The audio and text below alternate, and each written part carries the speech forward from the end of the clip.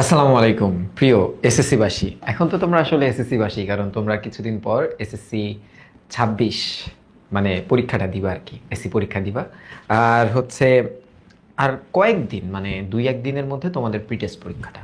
হুম। এবং শুরুর পরীক্ষাটাই বাংলা প্রথম পত্র। মানে আমাকে দিয়ে আসলে প্রত্যেকটা পাবলিক পরীক্ষা শুরু হয়, তাই না? তো এখন আজকে যে ক্লাসটা করাইতেছি এটা একদমই গাইডলাইনমূলক একটা ক্লাস। হ্যাঁ, যে এবারে এসএসসি পরীক্ষায় কিংবা প্রিটেস্ট পরীক্ষায় কিংবা টেস্ট পরীক্ষায় আসলে বাংলায় রেজাল্ট ভালো করা সম্ভব কতটুকু, বিশেষ করে প্রথম পত্রে। কারণ দ্বিতীয় পত্রে আমরা দেখছি যে ভালো একটা মার্ক তোলা যায়, ফার্স্ট পেপারে যেটা যায় না। তো আজকের আলোচনাটা হবে কেন যায় এবং কেন যায় না ভালো মার্ক তোলা। একটু যদি তোমরা খেয়াল করো যে এইবারকার সিলেবাসটা কিন্তু একটু আলাদা। হ্যাঁ, ইভেন আমাদের মানবন্টনটাও আলাদা, সিলেবাসও আলাদা, সিলেবাস আলাদা। কারণ এমন সিলেবাস আমরা আগে কখনো দেখিনি। হ্যাঁ, কেন বলতেছি এমন সিলেবাস আগে কখনো দেখিনি? এটা কি শর্ট সিলেবাস বা লং সিলেবাস? ভাই, শর্ট সিলেবাসে তো 2023 সালের বাচ্চারাও শর্ট সিলেবাসে পরীক্ষা দিছে, 2022-এর বাচ্চারাও শর্ট সিলেবাসে পরীক্ষা দিছে। তাহলে আলাদাটা কোথায় বা ভিন্নতাটা কোথায়? এবার যদি তোমরা একটু খেয়াল করো, সিলেবাসে একটু ভিন্নতা আছে, মান বন্টনেও একটু ভিন্নতা আছে। মান বন্টন, এই দুই ভিন্নতা সম্পর্কে আগে একটু আমাদের জানতে হবে। ঠিক আছে, তোমরা বলবো মান বন্টনে ভিন্নতাটা আসলে কিভাবে? আগেও 100 মার্কের পরীক্ষা হয়েছে, এখনো 100 মার্কের পরীক্ষা হয়েছে, কিন্তু মার্ক সেম, মান সেম, বাট বন্টনটা আলাদা। ঠিক আছে, মানে ডিভিশনটা একটু আলাদা। ওকে, তো এখন এই সিলেবাস নিয়ে প্রথমে আলোচনা করা যাক। অনেকে হয়তো এখনো জানেই না যে সিলেবাসটা কি। হুম। আচ্ছা, বোর্ড থেকে আমাদের কিছু সার্কুলার দিছে। সেই সার্কুলেশন দেখে তোমরা যদি পড়াটা শুরু করো তাহলে তোমরা জেনে গেছো যে আসলে কি আসবে কি আসবে না, বা কোত্থেকে কত মার্কের প্রশ্ন হবে। আমরা একটু যদি দেখি আমার লাইফটা ঠিকঠাক মতো চলতেছে কিনা, তারপরে আসলে আইডিয়াটা পাবো। ঠিক আছে, সাউন্ডটা ঠিক আছে কিনা একটু দেখবো। ওকে, হ্যাঁ।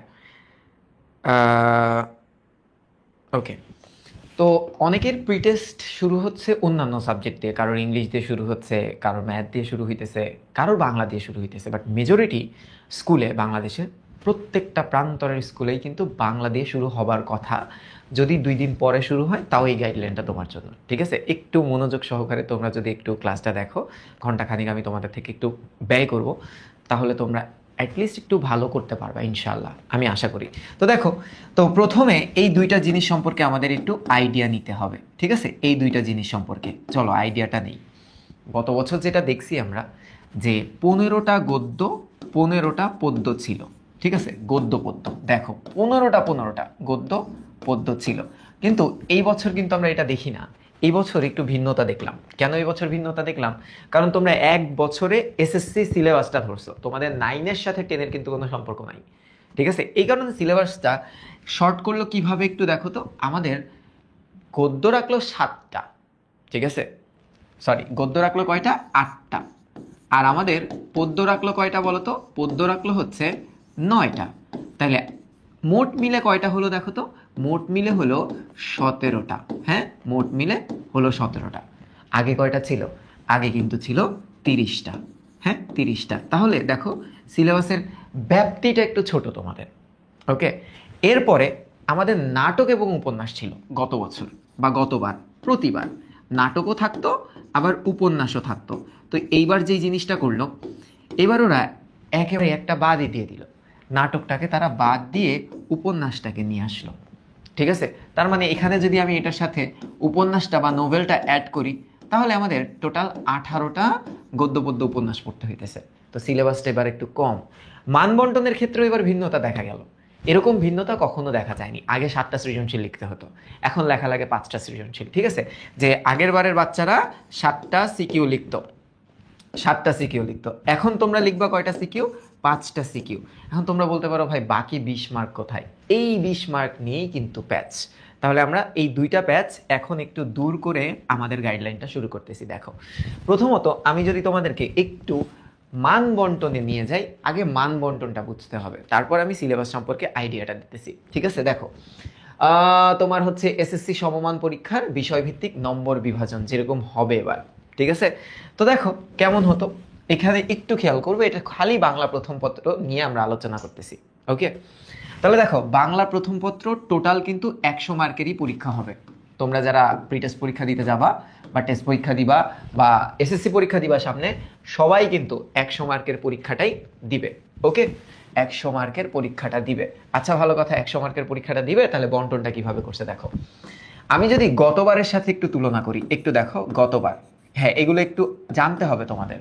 গতবার এমসিকিউতে থাকতো হচ্ছে 30 মার্ক, আর সিকিউ, হ্যাঁ সিকিউতে থাকতো 70 মার্ক, এই মিলায় ছিল হচ্ছে 100 মার্ক।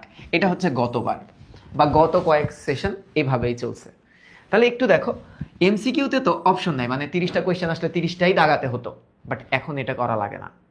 মানে তুমি বললো ভাই এখন এটা করা লাগে না, মানে আমাদের তো 30টাই দাগানো লাগে, ব্যাপারটা এরকম না। দেখো আমি তোমাদেরকে ভালো মতো একটু বুঝাই। সিকিউ আসতো হচ্ছে 11টা, এই 11টার ভিতর থেকে দিতে হতো 7টা। এই 11টার ভিতর থেকে দিতে হতো 7টা। কেমনে 7টা দিতে হতো আমি সেটাও বলি। এই 11টা সিকিউ কিভাবে বিন্যস্ত করা ছিল জানো? আমি তোমাকে বলতেছি যে 4টা সিকিউ আসতো গদ্য থেকে, ঠিক আছে, 3টা সিকিউ আসতো হচ্ছে পদ্য থেকে, আচ্ছা বাংলা ইংলিশ মিলে যাচ্ছে, আর 4টা সিকিউ আসতো সহপাঠ থেকে। আমি তোমাকে আরো ভালো মতো বলি, ধরো 2টা সিকিউ আসতো নাটক থেকে, 2টা আসতো নাটক, আর 2টা আসতো হচ্ছে উপন্যাস থেকে, ঠিক আছে। এইটা ছিল হচ্ছে আমাদের একটা মানবন্টন 70 মার্কের। এখান থেকে বাচ্চাদেরকে বলা হতো এরকম যে নাটক উপন্যাস থেকে তো একটা একটা করে অ্যাটলিস্ট 2টা তোমার দিতে হচ্ছে, এখান থেকে তোমার অ্যাটলিস্ট 2টা দিতে হচ্ছে। ওরা বলে দিত যে পদ্যতে তোমার মিনিমাম 2টা দিতেই হবে, গদ্যতে তোমার মিনিমাম 2টা দিতেই হবে। তাহলে কয়টা হলো? 3 দুগুণে 6, তাহলে 6টা হতো। তারপর ওরা বলতো যে যে কোনো বিভাগ থেকে একটা তুমি দিতে পারবা। তো বাচ্চারা করতো যে গদ্য থেকে আরেকটা বাড়ায় দিত, কারণ গদ্য থেকে লেখা যায়, পদ্য থেকে তো লেখা যায় না। এই ছিল হচ্ছে 70 মার্কের বন্টন, ঠিক আছে। আর এমসিকিউ 30 মার্কেরও খুব সুন্দর একটা বন্টন ছিল। কিরকম বন্টন ছিল জানো? যে 24টা এমসিকিউ, একটু খেয়াল করো, যে 24টা এমসিকিউ আসতো হচ্ছে গদ্য প্লাস পদ্য মিলে, গদ্য পদ্য মিলে হতো 24টা এমসিকিউ। এখন তোমরা বলবা যে ভাই 12টা 12টা করে আসতো, আসলে 12টা 12টা করে আসতো এরকম কোনো স্ট্যান্ডার্ড ফর্ম ছিল না। দেখা যেত কখনো 13টা গদ্য থেকে আসছে, 11টা পদ্য থেকে আসছে, অথবা 12টা 12টা করে আসতো, এরকম ইন্টারচেঞ্জেবল ছিল তারা, ঠিক আছে। আর বাকি 6 মার্ক কোথায়? এই যে দেখো এমসিকিউ 30টার ভিতরে 6টা এমসিকিউ থাকতো হচ্ছে সহপাঠ থেকে, সহপাঠ থেকে। এই সহপাঠের ভিতরে নাটক থেকে থাকতো হচ্ছে 3টা এমসিকিউ, আর আমাদের উপন্যাস থেকে থাকতো হচ্ছে 3টা এমসিকিউ। এই ছিল আগের বারের বা আগের যতগুলা পরীক্ষা হয়েছে সে সকল পরীক্ষার মান বন্টন, ঠিক আছে, সে সকল পরীক্ষার মান বন্টন। এইবার একটু খেয়াল করো, এটা আগের। এখন তোমাদের সাথে কি হবে? এই যে বলছে যে সৃজনশীলের জন্য এবার 50 মার্ক, আর বর্ণনামূলকের জন্য এবার 20 মার্ক। কেমন হয়ে গেল? এবার বর্ণনামূলকটা কি, তাই না? আসো আমি তোমাদেরকে একটু ঠিক করে দিচ্ছি। দেখো আমাদের সিকিউ থেকে এবার 50টা মার্ক আছে, তার মানে আমাদের কয়টা সিকিউ লিখতে হবে বলো তো? আমাদের সিকিউ লিখতে হবে 5টা, ঠিক আছে। ওরা বললো যে বর্ণনামূলক, অ্যাকচুয়ালি এই বর্ণনামূলক হচ্ছে সহপাঠ। এই বর্ণনামূলক কি? সহপাঠ। সহপাঠ থেকে কয়টা প্রশ্ন আসবে? সহপাঠ থেকে অ্যাকচুয়ালি 4 সেট কোয়েশ্চেন হবে। সেটা বুঝাচ্ছি, একটু দাঁড়াও। তোমার মূল কথা হচ্ছে এখান থেকে 20 মার্ক। তাই এই যে রিটেন অংশে কত 70 মার্ক পেলা, অনেকে খুশি হবে যে মাত্র মনে হয় 5টা সিকিউ আমার লেখা লাগতেছে। আসলে 5টা সিকিউ লেখা লাগতেছে এটা খুশি হওয়ার কিছুই নাই, কারণ এই সহপাঠে যে 20 মার্ক, এই 20 মার্ক কেমন থাকবে জানো? এই 20 মার্ক থাকবে এরকম। একটু চিন্তা করো, আমি যদি সহপাঠেরটা দেখাই, সহপাঠের কোয়েশ্চেন থাকবে এরকম। দেখো খুব ভালো মতো একটু দেখবা, খুব ভালো মতো। কিরকম প্রশ্ন থাকবে? কোনো উদ্দীপক থাকবে না। এই যে দেখো কিছু নমুনা প্রশ্ন, এটা তোমরা পেয়ে যাবে, একটু পরেই পেয়ে যাবা। হ্যাঁ, তোমাদেরকে এই স্লাইডটা দিয়ে দিব, এটার ভিতরে একটা সাজেশন আছে। দেখো নমুনা প্রশ্ন, নমুনা প্রশ্ন কিরকম, যে এই টাইপ কোয়েশ্চেন আসতে পারে। সৃজনশীলের মতো থাকবে না, থাকবে এরকম বর্ণনামূলক। 2টা প্রশ্ন থাকবে একটা বান্ডেলে। কটা প্রশ্ন? 2টা প্রশ্ন। প্রথমটাই 3 মার্ক, আর পরেরটাই 7 মার্ক। হ্যাঁ 7 মার্ক। আগে যে জিনিসটা দেখা যেত যে 6টা সৃজনশীল লিখছি, 7 নাম্বার সৃজনশীলের ঘ লেখা যেত না সময়ের অভাবে, তো 4 ছেড়ে দিত, কারণ ঘতে তো 4 ছিল। কিন্তু এখন যদি ছাড়ো, একটাও যদি ভুলক্রমে চলে যায় তোমার হাত থেকে, 7 মার্ক নাই হয়ে যাবে তোমার। ঠিক আছে, কারণ এটা তো হিসাবে ক্রোনোলজিক্যালি পরে আসে, তো আগে তো তুমি ক লিখবা, পরে তো খ লিখবা। যদি কোনো কারণে মিস হয়ে যায় 7 মার্ক, তার মানে 93-তে তুমি পরীক্ষা দিচ্ছ, এ প্লাসের হার কিন্তু কমে গেল তাহলে তোমার। ঠিক আছে, তাহলে প্রশ্নগুলো কিরকম থাকে দেখো, এই সহপাঠ থেকে, হ্যাঁ এই যে সহপাঠ, একটু খেয়াল করো, এই সহপাঠ থেকে প্রশ্ন পাবা হচ্ছে 4 সেট। 4 সেট, প্রতি সেটের ভিতরে ক খ থাকবে, এই যে ক আর খ। ধরো এখান থেকে একটা প্রশ্ন, দুইটা প্রশ্ন, তিনটা প্রশ্ন, চারটা প্রশ্ন। একের ভিতরে তো ক খ আছে, হ্যাঁ ক খ, দুইয়ের ভিতরেও ক খ আছে, তিনের ভিতরেও ক খ আছে, চারের ভিতরেও ক খ আছে। এখান থেকে যে কোনো তিনটা তোমার দিতে হবে, দুইটা দিতে হবে, সরি 20 মার্ক। তো ধরো তুমি 1 আর 2 পারো, তুমি এখান থেকে এটাই 10 মার্ক, এটাই 10 মার্ক, তার মানে এই হলো তোমার 20 মার্ক এখানে। তার মানে তুমি অপশন পাইতেছো, ঠিক আছে, তুমি অপশন পাচ্ছ। তো এই যে বর্ণনামূলক ছিল, এই বর্ণনামূলকটা আসবে এভাবে। দেখো প্রতিটি সৃজনশীল প্রশ্নের জন্য 10 মার্ক, এটা আমরা জানি, ক খ গ ঘ মিলে 10 মার্ক। আর প্রতিটি বর্ণনামূলক প্রশ্নের জন্য 10 এবং বহু নির্বাচনের জন্য 1 মার্ক করে। তো বহু নির্বাচনী তো 30টা আসবে, ওইটা নিয়ে আমার কোনো চিন্তা নাই। একটু খেয়াল করো, এই যে দেখো সৃজনশীল প্রশ্ন, ওরা কিন্তু বলে দিছে যে গদ্য থেকে 4টা প্রশ্ন আসবে, পদ্য থেকে 4টা আসবে। এবার ইকুয়াল, আগের বারে দেখতাম গদ্য থেকে আসতো 4টা, সেখান থেকে ন্যূনতম 2টা দিতে হতো, পদ্য থেকে আসতো 3টা, সেখান থেকেও ন্যূনতম 2টা দিতে হতো। এবার গদ্য আর পদ্য মিলে টোটাল 8টা সিকিউ আসবে। এই 8টা সিকিউর ভিতরে তোমাদের অ্যান্সার করতে হবে কয়টা? 5টা। কিন্তু ওরা কিন্তু বলে দিছে, একটা লাইন লিখে দিছে, হ্যাঁ একটা ক্লজ দিয়ে দিছে, সেটা কি গদ্য অংশ থেকে ন্যূনতম 2টা এবং কবিতা অংশ থেকে ন্যূনতম 2টা অ্যান্সার করতেই হবে। তুমি চাইলে এরকম করতে পারবা না যে এই 4টা থেকে 4টাই অ্যান্সার করছে, পদ্য থেকে 1টা অ্যান্সার করছে, এটা হবে না। লিমিট প্রত্যেকটা থেকে অ্যাটলিস্ট 2টা দেওয়ার পর তুমি যে কোনো একটা থেকে একটা দিয়ে দিবা, কিন্তু ন্যূনতম 2টা দিতেই হবে গদ্য বা পদ্য থেকে। এই গেল তোমার হচ্ছে 50 মার্ক। ঠিক আছে, তো তোমার ধরো এরকম আসলো যে 2টা কবিতা থেকে তুমি পারলা আর 2টা থেকে তুমি লিখতে পারবা না, ঠিক আছে, তখন তুমি 2টা গদ্য তো লিখছোই, আরেকটা গদ্য বাড়াই লিখবা, এই হচ্ছে 50 মার্ক। এবার একটু দেখো কি বলছে, এই জায়গায় একটু খেয়াল করো, হ্যাঁ ভালো মতো একটু খেয়াল করো। সহপাঠ, সহপাঠের জাস্ট উপন্যাস আছে, এখান থেকে 4টা বর্ণনামূলক প্রশ্ন থাকবে। 4টা বর্ণনামূলক প্রশ্নের ভিতরে কিন্তু 10 মার্ক করে। ক আর খ, কতে 3, খতে 7। এই দেখো 2টি প্রশ্নের উত্তর দিতে হবে, মানে 4টা বান্ডিলের থেকে 2টা বান্ডিলের অ্যান্সার দিতে হবে। প্রত্যেকটি প্রশ্নের জন্য 2টা অংশ থাকবে, ক এর জন্য 3, খ এর জন্য 7। এই হচ্ছে তোমার বাংলা প্রথম পত্রের 70 মার্ক। ঠিক আছে, বাংলা প্রথম পত্রের কত মার্ক? 70 মার্ক। এবার আসে এমসিকিউতে। আগে সহপাঠ থেকে এমসিকিউ আসতো, বাট এবার মজার বিষয় হচ্ছে সহপাঠ থেকে এমসিকিউ আসবে না। বোর্ড তোমাদেরকে একটু ফাঁকিবাজির সুযোগ দিয়ে দিছে, তোমরা এমনি ফাঁকি মারো, এর উপরে সহপাঠ থেকে যদি এমসিকিউ না আসে সহপাঠটা কেউ পড়বেই না। কিন্তু এটাই হবে ভুল, ঠিক আছে, এটাই হবে ভুল, মারাত্মক ভুল, যে সহপাঠ পুরাটা লাইন বাই লাইন রিডিং পড়তেছো না। আমি তোমাদেরকে বলছিলাম যে তোমাদের বেবি গ্রুপে প্রিটেস্ট পরীক্ষা হয়ে গেলে আমাদের কোর্সে প্রত্যেকটা লাইন বাই লাইন ব্যাখ্যা বিশ্লেষণ দিয়ে আমি তোমাদেরকে উপন্যাসটা পড়াবো। উপন্যাসের কিন্তু 3টা ক্লাস নিছি এবং প্রত্যেকটাতেই ব্যাখ্যা বিশ্লেষণ দিয়ে পড়াইছি। মেবি আমরা 8টা দৃশ্য পড়ে ফেলছিলাম। এবার একটু দেখো, এবার মজার বিষয় হচ্ছে মোট 30টি প্রশ্ন থাকবে, গদ্য থেকে 15টা এবং পদ্য থেকে 15টা অ্যান্সার করতে হবে। সো এটা আমরা জানি, এবার বলেই দিছে যে গদ্য থেকে 15টা, পদ্য থেকে তোমার হচ্ছে 15টা আসবে। মানে গদ্য আছে কয়টা? 8টা, আর পদ্য আছে কয়টা? 9টা।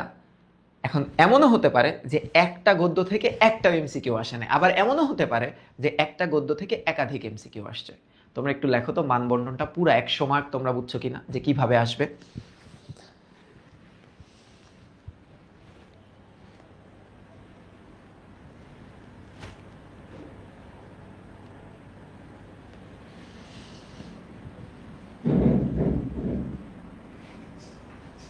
আচ্ছা, কোনটা কত পেজ লিখবা, কোনটার ফরমেশন কি হবে, এখন আমরা আলোচনা করব। হ্যাঁ, এবার একটু দাগায় দিব তোমাদেরকে যে কোন গদ্য পদ্যগুলা বেশি ইম্পর্টেন্ট।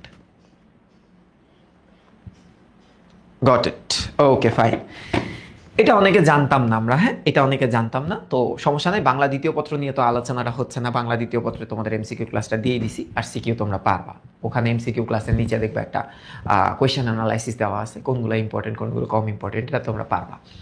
এখন আমরা সরাসরি চলে যাই একটু শর্ট সিলেবাসে। তোমরা কি জানো অনেক স্টুডেন্ট এমনও আছে যারা এখনো জানেই না তাদের কি কি গদ্য পদ্য আছে। হ্যাঁ, এরকম স্টুডেন্টের সাথে আমার এনকাউন্টার হয়েছে, আমার দেখা সাক্ষাৎ হয়েছে। আচ্ছা, এবার একটু দেখো, তোমার হচ্ছে এই যে গদ্য পদ্য টোটাল একটা 9টা একটা 8টা, মানে গদ্য হচ্ছে 9টা আর পদ্য হচ্ছে 8টা। খেয়াল করো নতুন কোনগুলা, এইটা নতুন, কিন্তু তোমরা এটা ক্লাস 9-এ পড়ে আসছো, সো তোমাদের জন্য এটা নতুন হবার কথা না।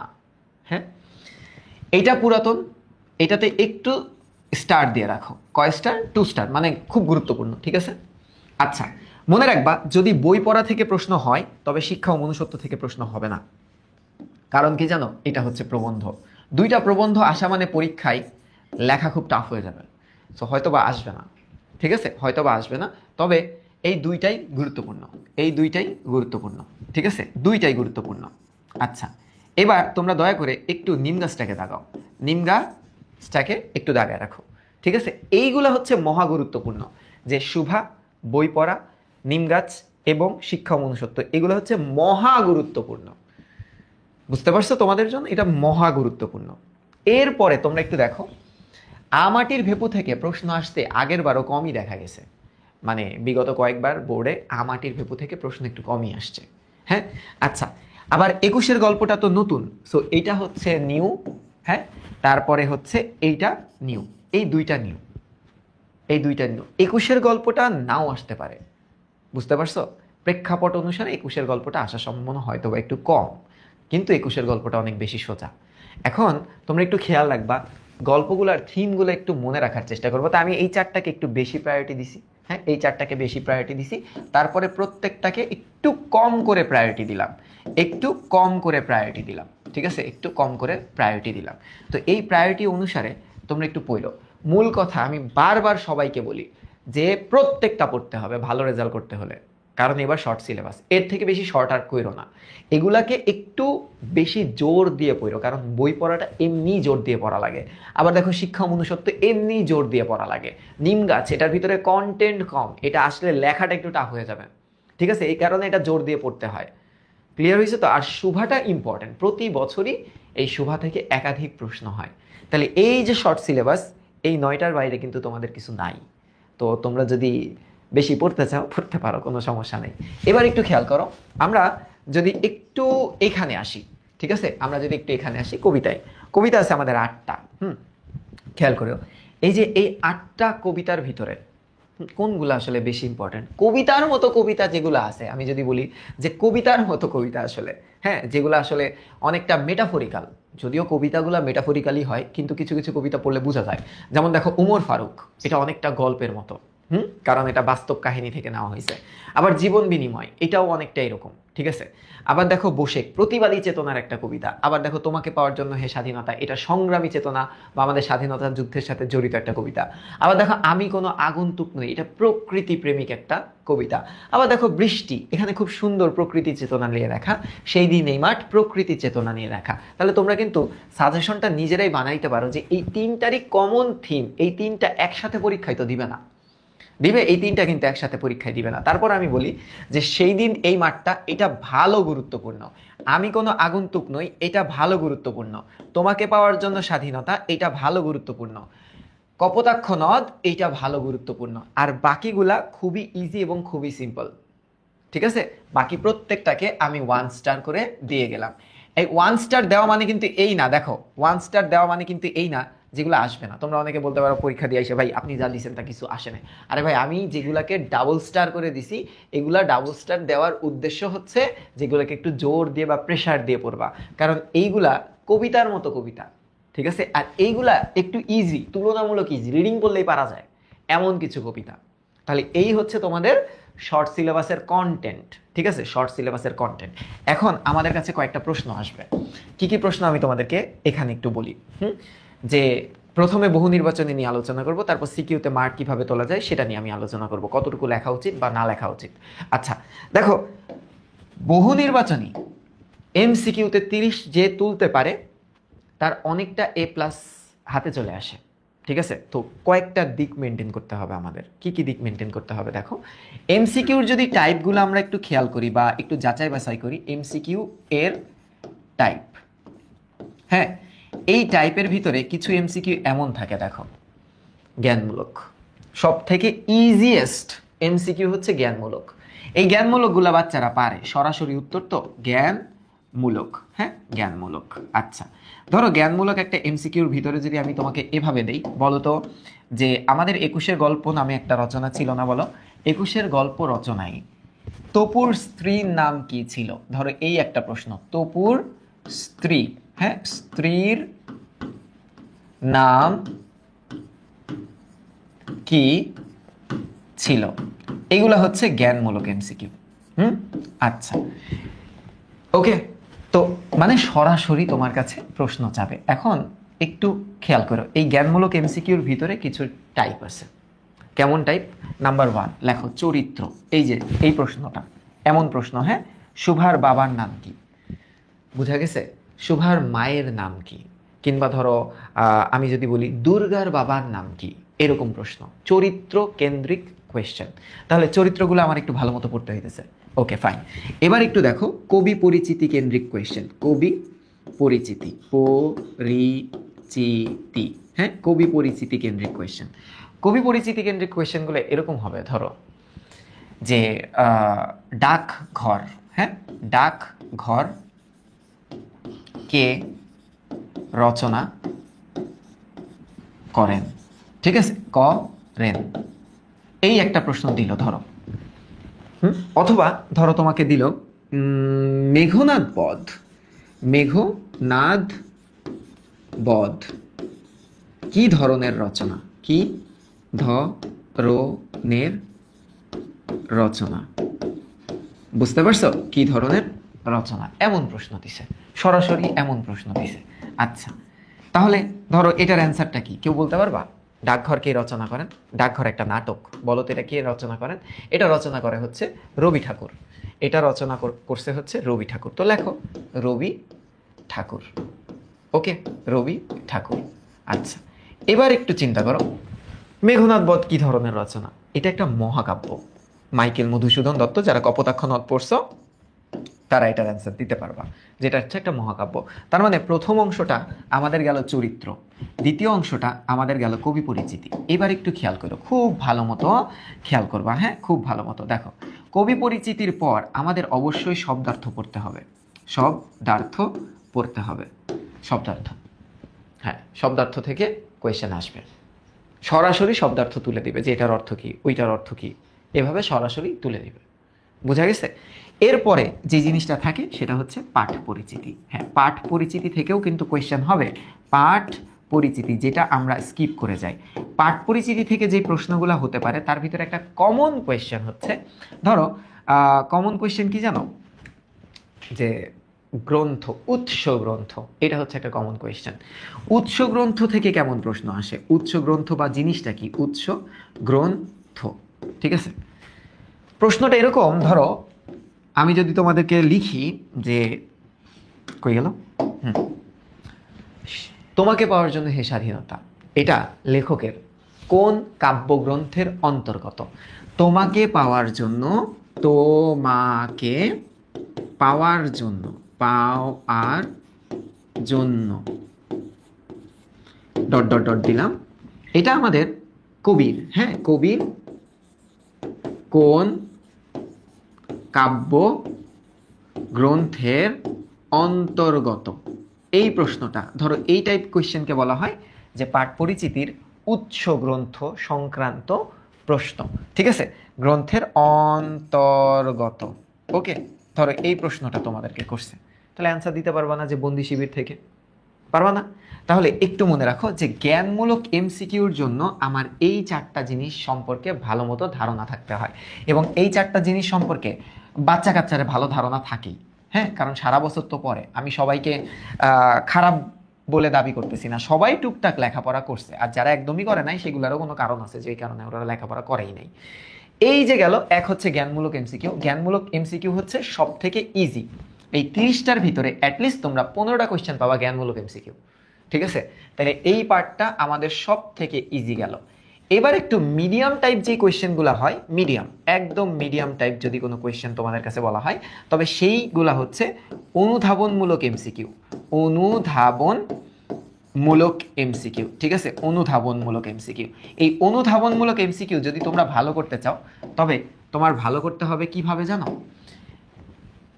গল্প বা কবিতার লাইন সম্পর্কে ভালো ধারণা রাখতে হবে, যে কবিতার লাইন দ্বারা কি প্রকাশ করছিল, বুঝতে পারছো?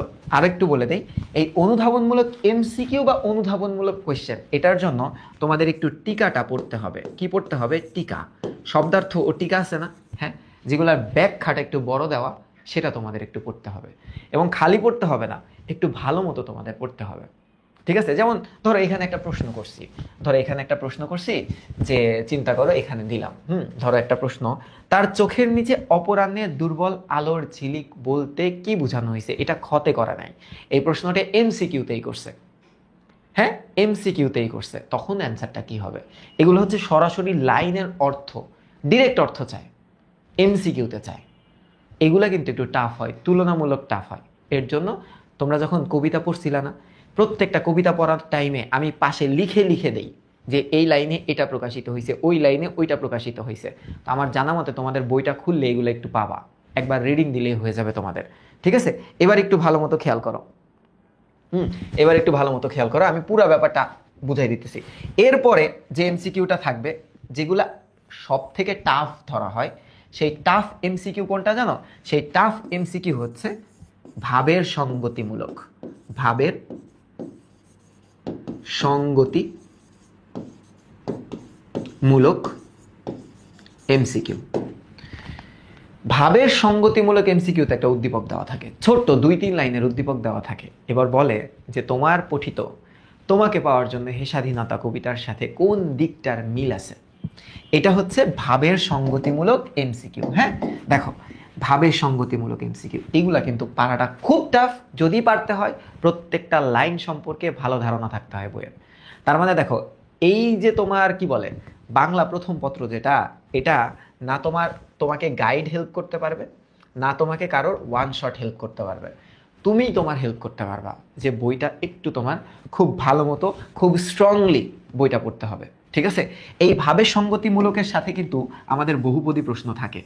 আলাদা বহুপদী আসে খুব কম, যে আলাদা বহুপদী আসে ভাবের সঙ্গতির সাথে। মানে উদ্দীপকের প্রথম কোয়েশ্চেনটা থাকে এই যে tough, the toughest question ever, আর এরপরে যে প্রশ্নটা থাকে সেটা এরকম থাকে যে কোন কোন দিকটা প্রকাশিত হয়েছে। ধরো প্রবাস বন্ধু থেকে একটা প্রশ্ন আসছে যে আব্দুর রহমানের চরিত্রে কি কি পাওয়া যায়।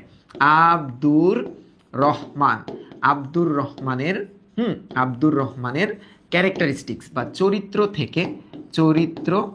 থেকে কি কি কি কি পাওয়া যায়। ধরো এই প্রশ্নটা, হ্যাঁ, পাওয়া যায়, এবং এই প্রশ্নটার অপশন দিছে, 3টা অপশন দিছে। ধরো নাম্বার 1 অপশন দিছে সরলতা, ওকে।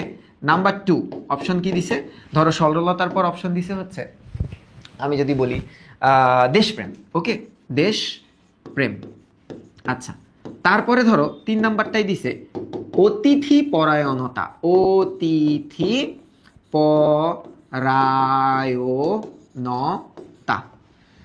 এবার বলো তো পারবা কি পারবা না? বলো তো অ্যান্সার কি? বলো তো এইটার অ্যান্সার কি?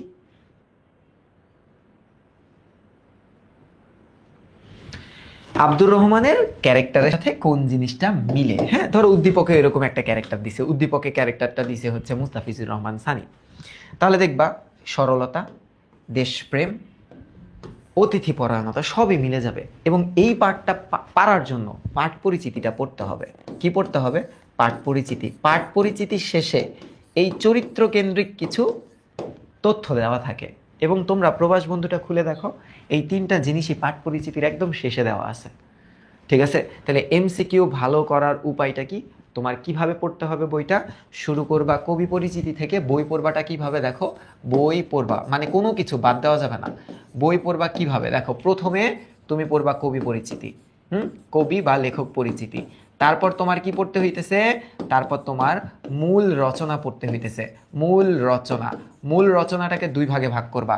মূল রচনাকে কিভাবে 2 ভাগে ভাগ করতেছো? একটা হচ্ছে চরিত্র, আর আরেকটা হচ্ছে লাইনের ব্যাখ্যা। কিছু চরিত্র সম্পর্কে তোমার ধারণা রাখতে হবে, চরিত্র। তারপর তোমার কি ধারণা রাখতে হবে? লাইনের ব্যাখ্যা, ঠিক আছে? Explanation nation. ওকে, এরপরে কবি পরিচিতিও পড়লাম, মূল রচনা পড়লাম, কি পড়বে এবার? শব্দার্থ টিকা। তাহলে এখানে আমি লিখলাম শব্দার্থ ও টিকা। মনে রাখবা শব্দার্থ ও টিকা পড়লে তোমার কয়েকটা কাজ হয়ে যাবে। কি কি কাজ হবে জানো? তোমার এমসিকিউ হবে শব্দার্থ টিকা পড়লে, এমসিকিউ হবে, তোমার ক হয়ে যাবে এবং তোমার খ হয়ে যাবে। ইয়েস, শব্দার্থ টিকা বললে। এরপর লাস্ট কি থাকে? পাঠ পরিচিতি। মনে রাখবা এই পাঠ পরিচিতি তোমাকে বাঁচাবে হচ্ছে কোন কোন জায়গায় জানো? বাঁচাবে হচ্ছে বহুপদী কোয়েশ্চেনে। এটা তোমাকে হেল্প করবে বহুপদী কোয়েশ্চেনে, বহুপদী এমসিকিউতে, বহুপদী এমসিকিউতে এটা তোমাকে হেল্প করবে। তো তোমাদের এখনো যদি একদিন দুই দিন বা কারো পরীক্ষা যদি পরে হয়ে থাকে কিংবা টেস্ট পরীক্ষায় যদি আরো ভালো ফল করতে চাও তোমরা দয়া করে এই কয়টা প্রসেস একটু মেনটেন করো, একটু মেনটেন করো, একটু মেনটেন করো, তাহলেই হবে। তাহলে এমসিকিউতে এভাবে তোমরা ভালো করতে পারবা। ক্লিয়ার? এবার আসো এমসিকিউ যদি শেষ হয়ে যায়, আমরা এখন একটু ডিসকাস করব সিকিউতে ভালো করব কিভাবে। প্রথম কথা, সিকিউ এর ক, সিকিউ এর ক, সিকিউ এর কতে একটা জিনিস করা যাবে না, সেটা হচ্ছে বানান ভুল করা যাবে না। বানান ভুল করা যাবে না, কোনো মূল্যেই বানান ভুল করা যাবে না। যতই কারেক্ট অ্যান্সার লেখো না কেন, রস্বইকারের জায়গায় দীর্ঘইকার, দীর্ঘইকারের জায়গায় রস্বইকার, এই বানান ভুল হইলেই মার্ক চলে যাবে একদম স্বর্গে, তুমি পাবা না। বুঝতে পারছো? এবং এটা থেকে ভালো করার উপায় কি? এটা থেকে ভালো করার উপায় হচ্ছে মূল রচনা একদম নিখুঁতভাবে পড়া, মূল রচনা নিখুঁতভাবে পড়া, নিখুঁতভাবে যেভাবে আমি তোমাদেরকে পড়াইছি ভাবে পড়া, একদম নিখুঁতভাবে পড়া। যারা শুরু থেকে আমার ক্লাসগুলো ফলো করছো বা যে কোনো টিচারের ক্লাস একদম শুরু থেকে ফলো করছো, প্রত্যেক টিচারই খুব নিখুঁতভাবেই তোমাদেরকে পড়াইছে। আমি যদি তোমাদেরকে একটু বলি, ধরো একটা রচনা আমি বের করি, হ্যাঁ, যে কোনো একটা রচনা বাইর করি, চিন্তা করো আমি তোমাদের এখন যেহেতু আমার কাছে ইন্টারের বইটাই সামনে আছে, আমি একটু তোমাদেরকে দেখাই। হ্যাঁ, ধরো এটা ইন্টারের বই, এই যে ইন্টারের বই, এই ইন্টারের বইটা দিয়ে আমি তোমাদেরকে একটা এক্সাম্পল দিয়ে দেখাইতেছি। ধরো এই যে দেখো প্রত্যেকটা লাইনে কি প্রকাশিত হয়েছে, সেটা কিন্তু আমি পাশে লিখে দিতাম। যেমন দেখো, এই জীবনটা না দৈর্ঘ্যের হিসেবে বড় বলতে কি বুঝাইছে? এই দেখো জীবনের ব্যাপ্তি। না গুণের হিসেবে বড় বলতে কি বুঝাইছে? অনভিজ্ঞতা বুঝাইছে। তো তোমাদের বইয়ের রচনাগুলো আমি এইভাবেই তোমাদেরকে পড়াইছি। বইটা খুললেই কিন্তু এই যে খুঁটিনাটি তথ্য সবই তোমার সামনে ভাসবে। ঠিক আছে, একটু বইটা খুলে দেখবা, বইটা খুলে জাস্ট দেখবা। আচ্ছা আচ্ছা, তাহলে ডান। এবার আসো খ, খ ভালো করার উপায় বা সেফ জোন কোনটা? খ ভালো করার টিকাগুলা খুব ভালো মতো পড়তে হবে, টিকাগুলো টিকাগুলো মুখস্থ রাখতে হবে, একেবারে মুখস্থ রাখা লাগবে। ওকে, রাখা লাগবে। দেখবা শব্দার্থের একটা শব্দার্থে দেখবে একটা লাইনের অর্থ অনেক বড় থাকে, ব্যাখ্যা দেওয়া থাকে টোটালি, তো ওইগুলাকে তোমার একটু আত্মস্থ করতে হবে। আর কবিতার ব্যাখ্যা, লাইনের ব্যাখ্যা এগুলোতে আমি দিছি, বাট সেফ থাকবা কি জানো?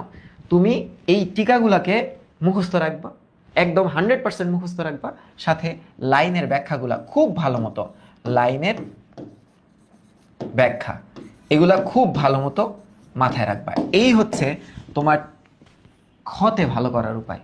ঠিক আছে, মনে রাখো এই দুইটাতে যত কম বানান ভুল হয় তত ভালো, কারণ এইগুলা টিচার একটু সময় নিয়ে দেখতে পারে।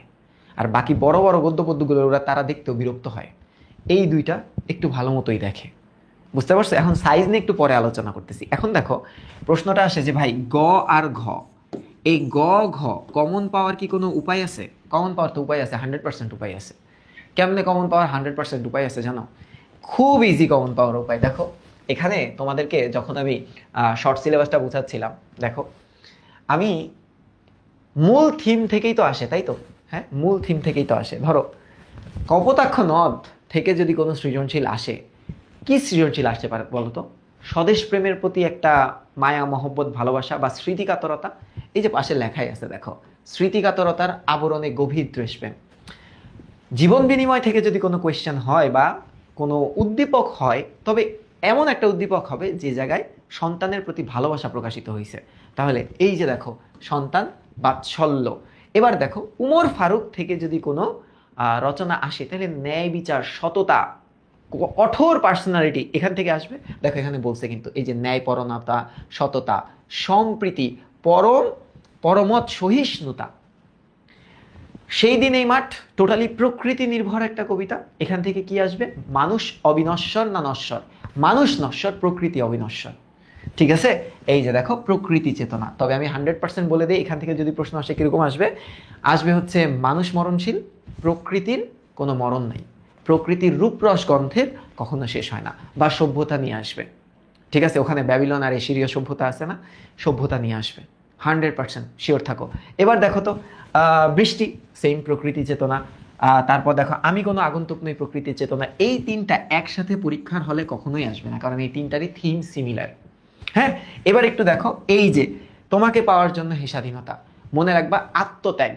এইখান থেকে যদি কোনো কোয়েশ্চেন আসে, এমন উদ্দীপক দিবে যুদ্ধে কেউ চলে গেছে জীবনের মায়া ত্যাগ করে। অথবা দিতে পারে এমন একটা ক্যারেক্টারে খাড়া করাই দিছে যে ক্যারেক্টারের কেউ একজন আপনজন যুদ্ধে যে আর ফিরে আসে নাই, মারা গেছে। তাইলে আমাদের কবিতায় হরিদাসীর কথা ছিল, সকিনা বিবির কথা ছিল, মোল্লাবাড়ির বিধবা বউয়ের কথা ছিল, একটা অনাগত নতুন শিশুর কথা ছিল যে বাবা মার লাশের উপরে হামাগুড়ি দেয়, একটা পথশিশু ছিল যে থালা হাতে নিয়ে তোমার হচ্ছে খাদ্যের অভাবে হাড্ডিসার একটা শিশুর কথা ছিল, জনমানুষের কিছু কথা ছিল, 4টা পেশাজীবীর নাম ছিল, জেলে, মাঝি, রিক্সাওয়ালা, তাদের নাম ছিল না? এমন একটা প্রশ্ন আসবে যে গাজী গাজী বলে চিল্লাই তোকে, বা শাহবাজপুরের সাহসী কে ছিল, কৃষকের নাম কি ছিল? এমন প্রশ্ন পাবা, 100% লিখে রাখতে পারো। আর এই যে দেখো বসেক থেকে কেন জানি মনে হয় এবার আসতে পারে, কারণ প্রতিবাদী চেতনার কবিতা নাই, আর প্রতিবাদী চেতনার কবিতা আর নাই। বুঝতে পারছো জিনিসটা? ক্লিয়ার হয়েছে না? তাহলে মূল থিম যদি তুমি ধরে ফেলো, তাহলে তুমি সৃজনশীলটা লিখতে পারবা। যেমন শুভা থেকে যদি কোনো কোয়েশ্চেন হয়, কেমন কোয়েশ্চেন আসবে বলতো? যে প্রতিবন্ধী শিশুদের প্রতি সহমর্মিতা। ওকে, এখান থেকে 2 ধরনের সৃজনশীল আসতে পারে। যেমন শুভার বাবা বাণীকণ্ঠ তার মেয়েকে অনেক আদর করত, কিন্তু মায়ের জানি গর্ভের কলঙ্ক বলে দাবি করত, এমন একটা ভাব ছিল, তাই না?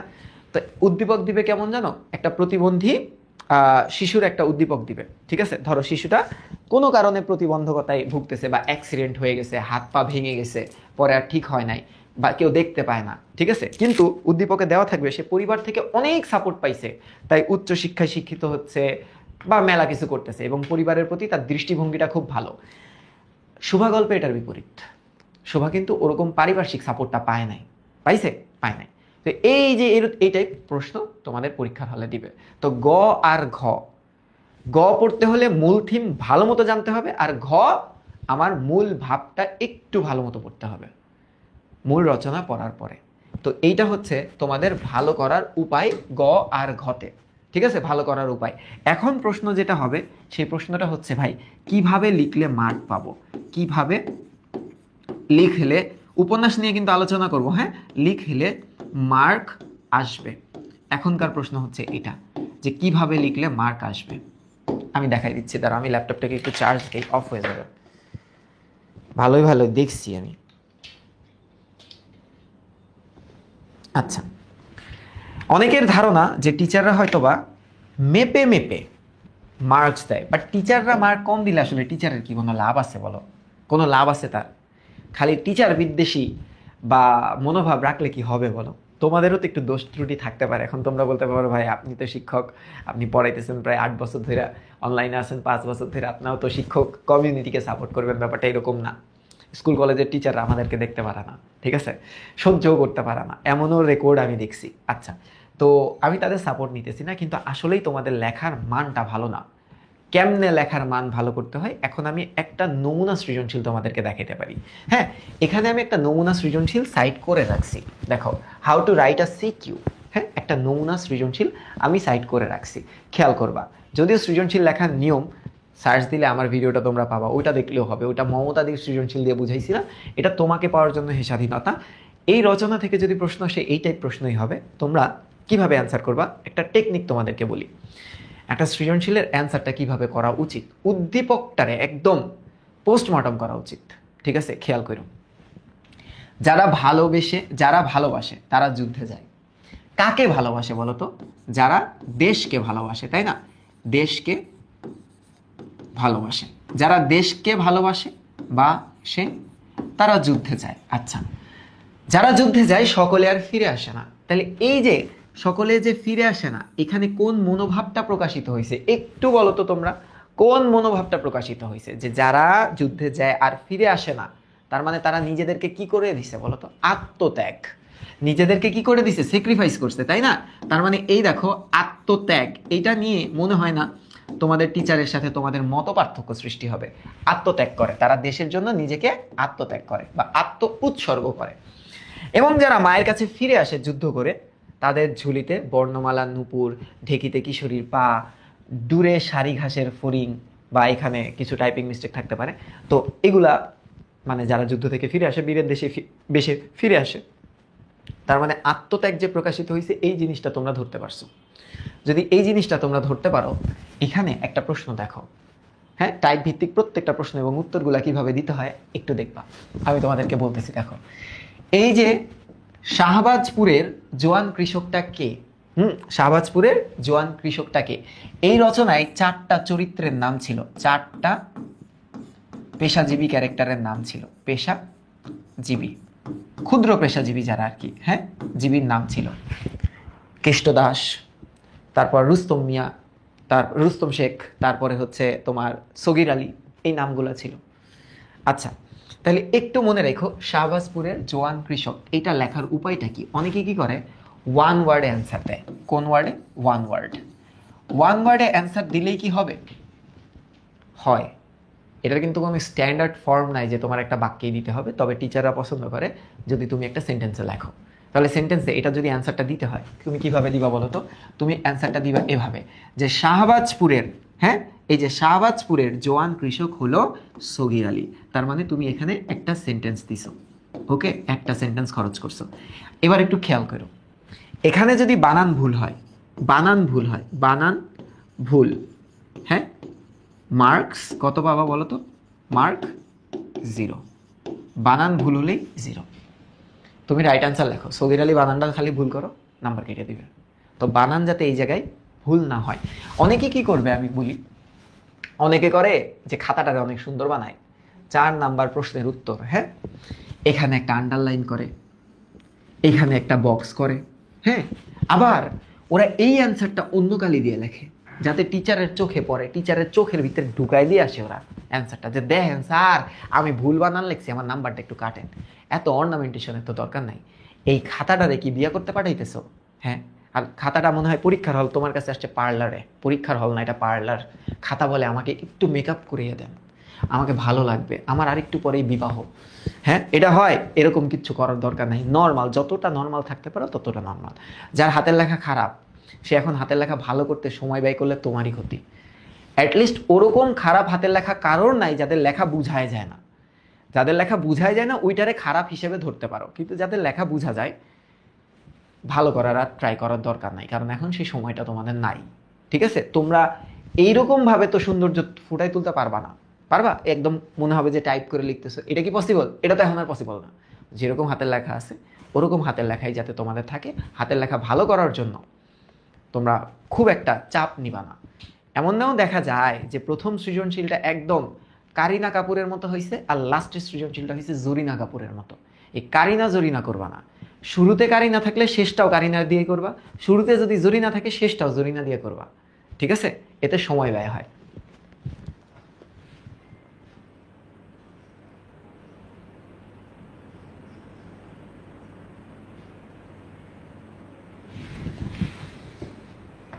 ওকে, এবার আসো খ। খতে বলছে কি বলছে দেখো, এই দেখো ভালো মতো একটু দেখো। খগুলা কি হয় জানো? খগুলা হয় সরাসরি, 100% যে প্রশ্নগুলা কমন আসে, যে সরাসরি গদ্য, গদ্য বা পদ্যের লাইনের ব্যাখ্যা, লাইন এর ব্যাখ্যা চাওয়া হয়, একদম সরাসরি ব্যাখ্যা চাওয়া হয়। হ্যাঁ, মানে এটার সাথে উদ্দীপক, প্রথম দুইটার সাথে উদ্দীপকের সম্পর্ক থাকে না। দেখো, তার চোখের নিচে অপরাহ্নের দুর্বল আলোর ঝিলিক, থুরথুরে বুড়ো। দুর্বল আলোর ঝিলিক বলতে কি বুঝাইছে বলতো? সেও স্বাধীনতা প্রত্যাশী বা স্বাধীনতা প্রত্যাশা করে বসে আছে। তার মানে এই লাইনের অর্থ, দুর্বল আলোর ঝিলিক বলতে কি বুঝাচ্ছে? যে একজন বর্ষিয়ান এক ব্যক্তিও তার চোখে স্বাধীনতার স্বপ্ন দেখছে। ঠিক আছে, কিসের স্বপ্ন? স্বাধীনতার স্বপ্ন দেখছে, স্বাধীনতার স্বপ্ন বুনছে, ঠিক আছে, বা দেখছে। একটু ভালো মতো খেয়াল করবা, যেটা খয়ের কিন্তু দুইটা অংশ। খয়ের কয়টা অংশ?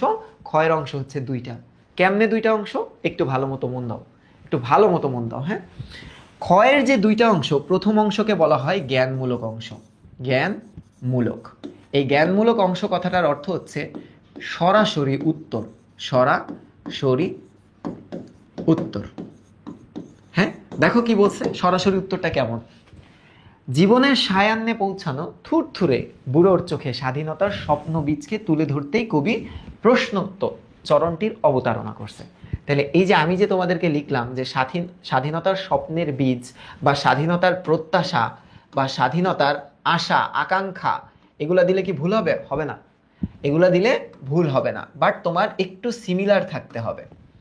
ঠিক আছে, তাহলে এইটা আমি এক বাক্যে লিখবো। কয় বাক্যে? এক বাক্য, অনলি একটা বাক্য খরচ করব সরাসরি উত্তর লেখার জন্য, এবং সরাসরি উত্তরের জন্য তুমি 1 মার্ক এনশিওর করতে পারবা। মূলত টিচাররা একসাথে অনেক খাতা পায়, তো তারা এই লাইনের উপর ভিত্তি করেই নাম্বারটা দেয়। তুমি যতই ভালো লেখো না কেন, প্রথম প্যারাটাই যদি রাইট অ্যান্সার না লিখতে পারো, তাহলে কিন্তু বাকি অংশটা আসলে কেউ পড়ে দেখবে না, বা নাম্বার দেখবা 2তে আসছে 1, তারা তোমাকে একটা গ্রেস মার্ক দিছে 1 পাস। কৃতজ্ঞ, তোমার কৃতজ্ঞ থাকা উচিত যে ভুল লিখেও তুমি 1 মার্ক পাইছো। এবার একটু দেখো, এই যে পরবর্তী যে অংশটা না, এটাকেই বলা হয় অনুধাবনমূলক অংশ। কি অংশ? অনুধাবনমূলক অংশ। অনুধাবনমূলক অংশ কথাটার অর্থ হচ্ছে তুমি যা বুঝছো সেটা তুমি বুঝাবা, তুমি যা বুঝছো সেটা তুমি বুঝাবা। এখানে তুমি সর্বোচ্চ 4 বাক্য ব্যবহার করবা, 4 বাক্য, এর বেশি করার দরকার নাই, বেশি লিখলে তোমার লস। ঠিক আছে, সর্বোচ্চ 4টা। তুমি যদি চাও 2টা বাক্যের মধ্যে এটা কমপ্লিট করতে, করো। তুমি যদি চাও 3টা বাক্য, তুমি যদি চাও 4টা বাক্য, করো। কিন্তু অনেকে বলবে ভাই আমি 1 বাক্য লিখবো। 1 বাক্যে কি এক্সপ্লেনেশন করা যায়? এক্সপ্লেন হয় এটা 1 বাক্যে? এটা তো পসিবল না। দেখো ব্যাখ্যাটা কি। অপরাহ্ন হলো মধ্যাহ্ন থেকে সূর্যাস্ত পর্যন্ত একটা সময়। মূল কথা এই কথাটাই যে লিখতে হবে ব্যাপারটা এরকম না। যেহেতু বলছে অপরাহ্নের দুর্বল আলোর ঝিলিক, তাহলে অপরাহ্ন সম্পর্কে একটু ধারণা দিবা তোমরা, যে একদম দিনের শেষ সময়। অপরাহ্ন কি? অপরাহ্ন হচ্ছে দিনের শেষ মুহূর্ত বা শেষ সময়কাল। ঠিক আছে, সময়কাল। এই সময়টি সূর্য ধীরে ধীরে পশ্চিম দিগন্তে হেলে পড়ে। জাস্ট প্রথম শব্দগুলার ব্যাখ্যা দেওয়া হয়েছে, কারণ এখন আমি যা বুঝছি তা তো আমি বুঝাবো। ঠিক একইভাবে একটা মানুষ তার জীবনের শেষ পর্যায়ে আছে, থুরথুরে বুড়ো, তার জীবনেও অপরাহ্নে পৌঁছায় গেছে, একদম শেষ টাইমে পৌঁছায় গেছে। দেখো, সূর্যালোকের তীব্রতা কমে। প্রশ্নোত্তর চরণটিতে কবিতায় স্বাধীনতার জন্য জীবন সায়ান্নে, জীবন সায়ান্ন মানে কি বলতো? জীবনের শেষ মুহূর্ত বা শেষ দিনগুলোতে পৌঁছানো বৃদ্ধের স্বাধীনতার প্রত্যাশাকে অপরাহ্নের দুর্বল আলোর ঝিলিক বলে উপমিত করছে। উপমিত মানে কি? এটা একটা মেটাফোর, বা আমরা বলতে পারি তুলনা করেছে। তুলনা, সিম্পল। তুমি যা বুঝছো তাই তুমি বুঝাবা। মনে রাখবা, এটার উত্তরটা তোমার বন্ধু বান্ধবের সাথে মিলবে না। পরীক্ষার হলে তো আমরা বৈদেশিক সাহায্য নিই না, হে ব্রো এটার অ্যান্সার কি, ক না খ, তারপর আঙ্গুলের ইশারা 1 2 3 4। মনে রাখবে, এই ব্যাখ্যায় কারোর আঙ্গুলের ইশারা বা কারোর সাথে মিলবে না, কারণ এটা তুমি যা বুঝছো তা বুঝাবা। ক্লিয়ার? একটু ডান কমেন্ট লেখো। এইভাবে লিখলে 2 এ 2 নিশ্চিত। কিন্তু তোমরা তারপরও 2 এ 2 পাবা না। কেন পাবা না জানো? তোমরা কেউ ঠিক মতো বই পড়ো নাই। আমি তো বুঝি, আমিও তো একটা স্টুডেন্ট ছিলাম, কিন্তু যারা খুব ভালো মতো বইটা পড়ছে না, তাদের ভয় পাওয়ার কোনো কারণই আমি দেখি না। এবার আসো, এবার করাবো কি? এবার করাবো হচ্ছে গ আর ঘ। ঠিক আছে, গ আর ঘ। আসো, গ আর ঘতে যে প্রশ্নটা করছে সেই প্রশ্নটা কি, কেমন প্রশ্ন, একটু প্রশ্নটার দিকে আমরা তাকাই। জাস্ট প্রশ্নটার দিকে তাকাবো। হ্যাঁ, দেখো প্রশ্নটায় কি করছে। উদ্দীপকের একটু খেয়াল করে তো, বলছে উদ্দীপকের প্রথম 2 চরণে তোমাকে পাওয়ার জন্য হে স্বাধীনতা কবিতার প্রতিফলিত দিকটির সাদৃশ্য ব্যাখ্যা করো। কোন দিকটা প্রতিফলিত হয়েছে বলতো? যারা ভালোবেসে যুদ্ধে যায় তারা এমনও হয় যে আর ফিরে আসে না, তার মানে আত্মত্যাগ। হ্যাঁ, প্রথমেই কিন্তু পোস্টমর্টম করছি, উদ্দীপকটা আমি কাটছি। আত্মত্যাগের দিকটা, আমাদের কবিতায় কি আত্মত্যাগের কোনো দিক ছিল? আত্মত্যাগের পুরা কবিতারই তো আত্মত্যাগ, মুক্তিকামী মানুষের আত্মত্যাগ নিয়েই তো পুরা কবিতাটা। কিভাবে আত্মত্যাগ হয়েছে দেখো। হরিদাসী স্বামী গেছে গা, সাকিনা বিবির স্বামী গেছে গা, তেজি তরুণ তারা কি করছে? যুদ্ধে অংশগ্রহণ করছে এবং কবির আকাঙ্ক্ষা যে তেজি তরুণের হাত ধরেই আমরা আমাদের স্বাধীনতার পতাকা দামামা বাজিয়ে পুরা দিক বিদিক পৃথিবীর চারিদিকে ছড়াই ফেলবো। তার মানে আত্মত্যাগ তো আছে এই জায়গায়। তাইলে কোন দিকে সাদৃশ্য পাওয়া যায়? আত্মত্যাগ, তাই না? তাইলে এখন দেখো তিনের যে অ্যান্সারটা আমি যদি ভালো মতো করতে চাই বা আমি তিন থেকে যদি তিনি এনশিওর করতে চাই, তাহলে কয়েকটা দিক আমাদের একটু মেনটেন করতে হয়। কি কি দিক মেনটেন করতে হয় একটু দেখো তো। যে উদ্দীপকের প্রথম দুই চরণে স্বাধীনতার জন্য যুদ্ধে অংশগ্রহণকারী তরুণদের আত্মত্যাগের বিষয়টি প্রতিফলিত হয়েছে। এটা হচ্ছে কমন। এটা কি? এটা হচ্ছে কমন। এখন মনে রাখবা যেটা গ, এটার তিনটা অংশ থাকে। এটার তিনটা অংশ থাকে। একটা হচ্ছে জ্ঞানমূলক অংশ, হ্যাঁ, একটা হচ্ছে অনুধাবনমূলক অংশ। অনুধাবন, এই অনুধাবনমূলক অংশ তুমি দিবা যে উক্ত দিকটা, উক্ত, একটু ভালো মতো খেয়াল করো, তুমি কি দিবা? উক্ত, একটু দেখো, উক্ত দিকটি, উক্ত দিকটি যেভাবে, যেভাবে বইতে এসেছে, বইতে এসেছে তা ব্যাখ্যা করবা। অনলি বইয়ের কন্টেন্টটা ব্যাখ্যা করবা, যে বইয়ের কোন কোন অংশে আত্মত্যাগের কথা বলা আছে। হ্যাঁ, বইয়ের কোন কোন অংশে আত্মত্যাগের কথা বলা আছে, জাস্ট ওই দিকটা ব্যাখ্যা করবা। তার মানে জ্ঞানমূলক অ্যান্সার যদি রাইট হয়ে যায়, এই অ্যান্সারটা যদি রাইট হয় নাম্বার বেশি পাবা। যদি এই অ্যান্সারটা রাইট না হয় তাহলে সৃজনশীলে তুমি দেখবা তিনের মধ্যে ফুল মার্ক কেউ পাইতেছে না, সর্বোচ্চ মানুষে 1-2 পাবে তিনের ভিতরে। এইটা হচ্ছে মেইন জিনিসটা, যে কমন ফ্যাক্টর কিংবা আনকমন ফ্যাক্টরটা তোমাদেরকে এনক্লোজ করতে বলে। বুঝতে পারছো তো? তাহলে এখন উক্ত দিকটা বইতে যেভাবে আসছে একটু খেয়াল করো। তোমাকে পাওয়ার জন্য হে স্বাধীনতা কবিতায় বাংলাদেশের মুক্তিযুদ্ধের নানা দিক আসছে। দিকগুলো নিয়ে একটু আলোচনা করতে পারবা না? যে ওরা আমাদেরকে আগুন জ্বালাইছে, ছাত্রাবাস উড়াই দিছে, অনেক নারীকে বিধবা বানাইছে, হ্যাঁ। দেখো, এ সময় হানাদাররা এদেশের মানুষের উপর অকথ্য নির্যাতন চালাইছে, জ্বালিয়ে দেয় অসংখ্য শান্তিপূর্ণ জনপদ। এমন পরিস্থিতিতে দেশের মুক্তির লক্ষ্যে সব শ্রেণী পেশার মানুষ একযোগে ঝাঁপিয়ে পড়ে মুক্তিযুদ্ধে, আত্মত্যাগ করে দেয় নিজেদেরকে, যে যা হওয়ার হবে। অবশেষে দীর্ঘ 9 মাস যুদ্ধ করে তারা ছিনিয়ে আনে কাঙ্ক্ষিত মুক্তিযুদ্ধ। দেখো, কবিতা কিন্তু হুবহু তুলে দেওয়া হয় নাই। এখানে তোমরা একটা জিনিস মেনটেন করবা খুব ভালো মতো, যে এখানে কি উদ্দীপকের কন্টেন্ট আছে? তোমরা একটু বলো তো, এখানে কি উদ্দীপকের কন্টেন্ট আছে? কোনো উদ্দীপকের কন্টেন্ট নাই। তোমরা তো উদ্দীপক তুলে দাও, কন্টেন্ট নাই। খালি উক্ত দিকটা কবিতায় কিভাবে আসছে সেটা ব্যাখ্যা করা। খালি উক্ত দিক কিভাবে এসেছে, কিভাবে এসেছে তা, হ্যাঁ, তা ব্যাখ্যা করা হয়েছে, ব্যাখ্যা করা হয়েছে। বাস এতটুকুই, যে আত্মত্যাগের দিকটা তোমরা নিজেদের মতো করে লিখবা। গেল, 1 পাইছি প্রথম অংশ লেখার জন্য, 1 পাইছি এই অংশ লেখার জন্য। তুমি যখন 3-এ 3 পেতে চাও যদি এখন, তাহলে এই 3 নাম্বার যে প্যারাটা, যেটাকে বলা হয় প্রয়োগ। প্রয়োগ মানে কি? কম্প্যারিজন। উদ্দীপকের এই দিকটা কিভাবে আসছে এবং বইয়ের এই দিকটা কিভাবে আসছে, এটার একটা মিল বা সাদৃশ্য। এখানে কিন্তু তুমি তোমার ডিসিশন দিতে পারবা না, কোনো জায়গায় উল্লেখ করতে পারবা না আমি মনে করি এটা এই কারণে মিলছে, আমি মনে করি এটা বলা যায় না। দেখো, একটু খেয়াল করো, উদ্দীপকের কবিতাংশে প্রথম 2 চরণে দেশপ্রেমী যোদ্ধাদের কথা বলা হয়েছে। কিভাবে বলা হয়েছে? যারা দেশমাতৃকাকে শত্রুমুক্ত করতে যুদ্ধে চলে যায়। দেখো, হুবহু কি তুলে ধরা হয়েছে? একদম হুবহু তুলে ধরবা না, তুলে ধরবা না, উদ্দীপকটা হুবহু তুলে দিবা না। ওরা কিন্তু উদ্দীপকের কথাই তুলছে, কিন্তু একটু অন্যভাবে প্যারাফ্রেজ করে দিছে। এবার একটু দেখো, আত্মত্যাগের মনোভাব নিয়েই তারা যুদ্ধে অংশগ্রহণ করে। মাতৃভূমিকে শত্রুমুক্ত করতে গিয়ে তাদের অনেকটা আত্মবলিদান দিতে হয়, ফলে তাদের অনেকে জীবিত ফিরে আসতে পারে না। তোমাকে পাওয়ার জন্য হে স্বাধীনতায় তেজি তরুণ চরিত্রের মধ্য দিয়েও এমন ভূমিকা সশ্রদ্ধ শ্রদ্ধ চিত্রে তুলে ধরা হয়েছে। আলোচ্য কবিতায় এই দিকটাই উদ্দীপকের প্রথম 2 চরণে প্রতিফলিত হয়। তার মানে এই যে মিলটা কাদের সাথে, মিলটা কিভাবে, মিল কাদের, হ্যাঁ, মিল কিভাবে, কিভাবে, কিংবা মিল কোথায়, কোথায়, এইটা প্রকাশ পায়। ক্লিয়ার হয়েছে? এবার তোমরা বলতে পারো, ভাই তাহলে আমি এই অংশটা লিখতে কত পেজ খরচ করব?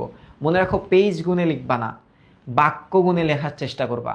তুমি ম্যাক্স এইটাকে ব্যাখ্যা দেওয়ার জন্য তুমি 12 থেকে 15 বাক্য বাক্য ব্যবহার করতে পারো। 12 থেকে 15, এর বেশি করাটা আসলে ক্ষতিকর। আর বাক্যগুলোকে সিম্পল সেন্টেন্স রাখার চেষ্টা করবা। কোন সেন্টেন্স? Simple sentence. একটু তোমাকে বলি, ধরো এই যে গয়ের তো 3টা অংশ, তাই না? গয়ের কয়টা অংশ? 3টা অংশ। তাহলে এই দেখো, প্রথম অংশ লিখতে আমি 1 বাক্য খরচ করলাম, 1 বাক্য। এখন ধরো দ্বিতীয় অংশ লিখতে আমি 6 বাক্য খরচ করলাম। দেখো তোমরা 6 বাক্য খরচ করলে 1 পেজ হয়ে যায়। হ্যাঁ, এবার ধরো তৃতীয় বাক্য লিখতে আমি 6 বা 7 বাক্য ব্যবহার করলাম, 6 বা 7 বাক্য ব্যবহার করলাম। তাহলে দেখো 7 7 14 বাক্য হয়ে গেল। 13 কিংবা 14 বাক্যে এটাকে সীমাবদ্ধ রাখলাম।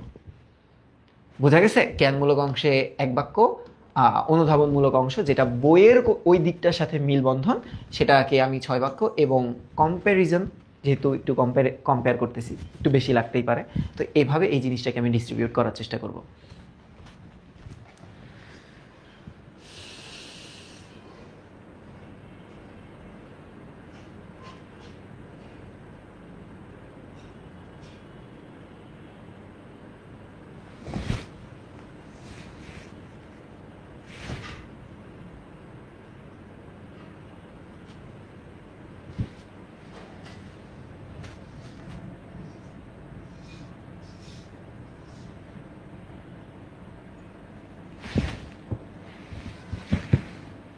ওকে, এবার লাস্ট, এই যে লাস্ট যেটা দেখো, তারপরে কিন্তু আমি তোমাদের উপন্যাসের সাজেশনটা দিব। হ্যাঁ, একটু খেয়াল করো।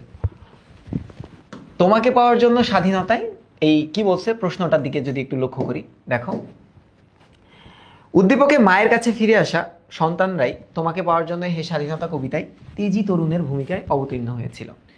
আচ্ছা, তোমাকে পাওয়ার জন্য হে স্বাধীনতায় লাস্টের দিকে দেখো তেজি তরুণের কথা বলা আছে, যাদের হাত ধরেই স্বাধীনতাটা আসবে। তো যে সন্তানেরা যুদ্ধে গেছিল আবার মায়ের কাছে ফিরে আসছে, তারা কি তেজি তরুণের মতো না?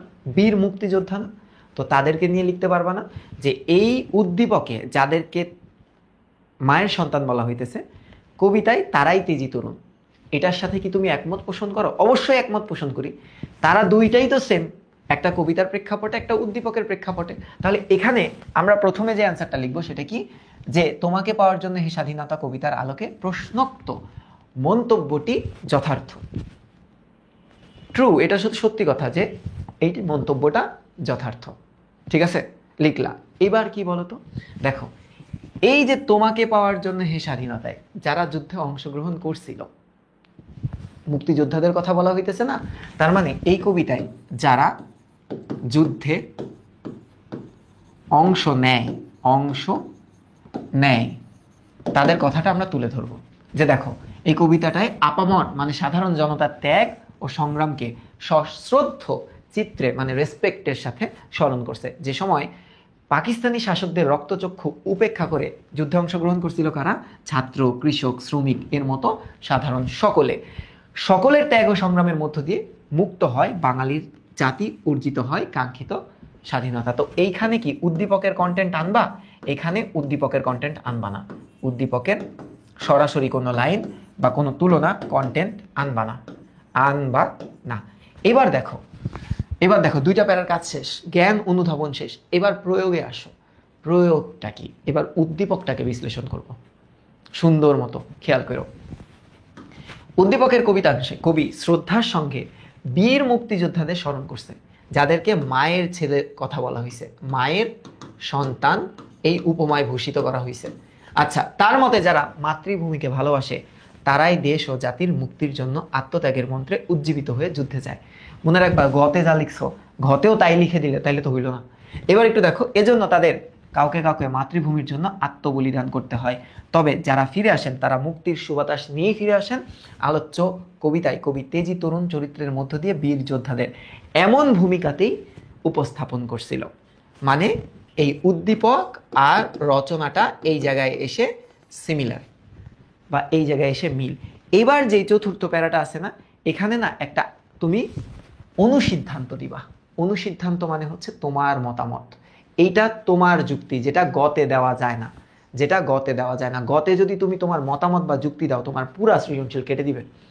পুরা সৃজনশীল কেটে দিবে। আসো যুক্তিটা একটু তোমাদেরকে বলি, কিভাবে যুক্তিটা দিবা। দেখো, তোমাকে পাওয়ার জন্য স্বাধীনতা কবিতায় মুক্তিযুদ্ধকালীন পাকিস্তানি বাহিনীর অন্যায় অত্যাচার এবং বাঙালির আত্মত্যাগের বিষয়টা তুলে ধরা হয়েছে। তার মানে এই রচনার এইটা হচ্ছে থিম, ঠিক আছে।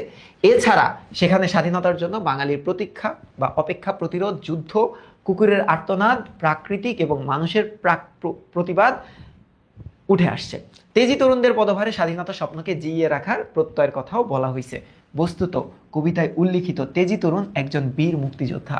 কবির ভাষায়, যার হাত ধরেই স্বাধীনতাটা আসবে, উদ্দীপকে যুদ্ধে অংশগ্রহণকারী যোদ্ধাদের ভূমিকাটাও এরকম অনুরূপ, মানে কি অভিন্ন, অভিন্ন। হ্যাঁ, উভয় ক্ষেত্রে তারা দেশ ও জাতির মুক্তির জন্যই ত্যাগ স্বীকার করেছে। সেদিক বিবেচনায়, এই দেখো অনুসিদ্ধান্তটা লাস্ট, সেদিক বিবেচনায় মন্তব্যটি যথার্থ। বুঝতে পারছো? তাহলে এখানে টোটাল কত বাক্য খরচ করবা? এখানে তুমি 15 থেকে 18 বাক্য খরচ করতে পারো। 15 থেকে 18 বাক্য, এইটা একটু মনে রাখবা, ঠিক আছে? 18 বাক্য। তো এইভাবে সৃজনশীল লিখলে মার্ক পাবা, আদারওয়াইজ তোমাদেরকে মার্ক দিতে যাবে না, কিপটামি করবে। তো একটু লেখো ডান। এবার যাবো উপন্যাসে।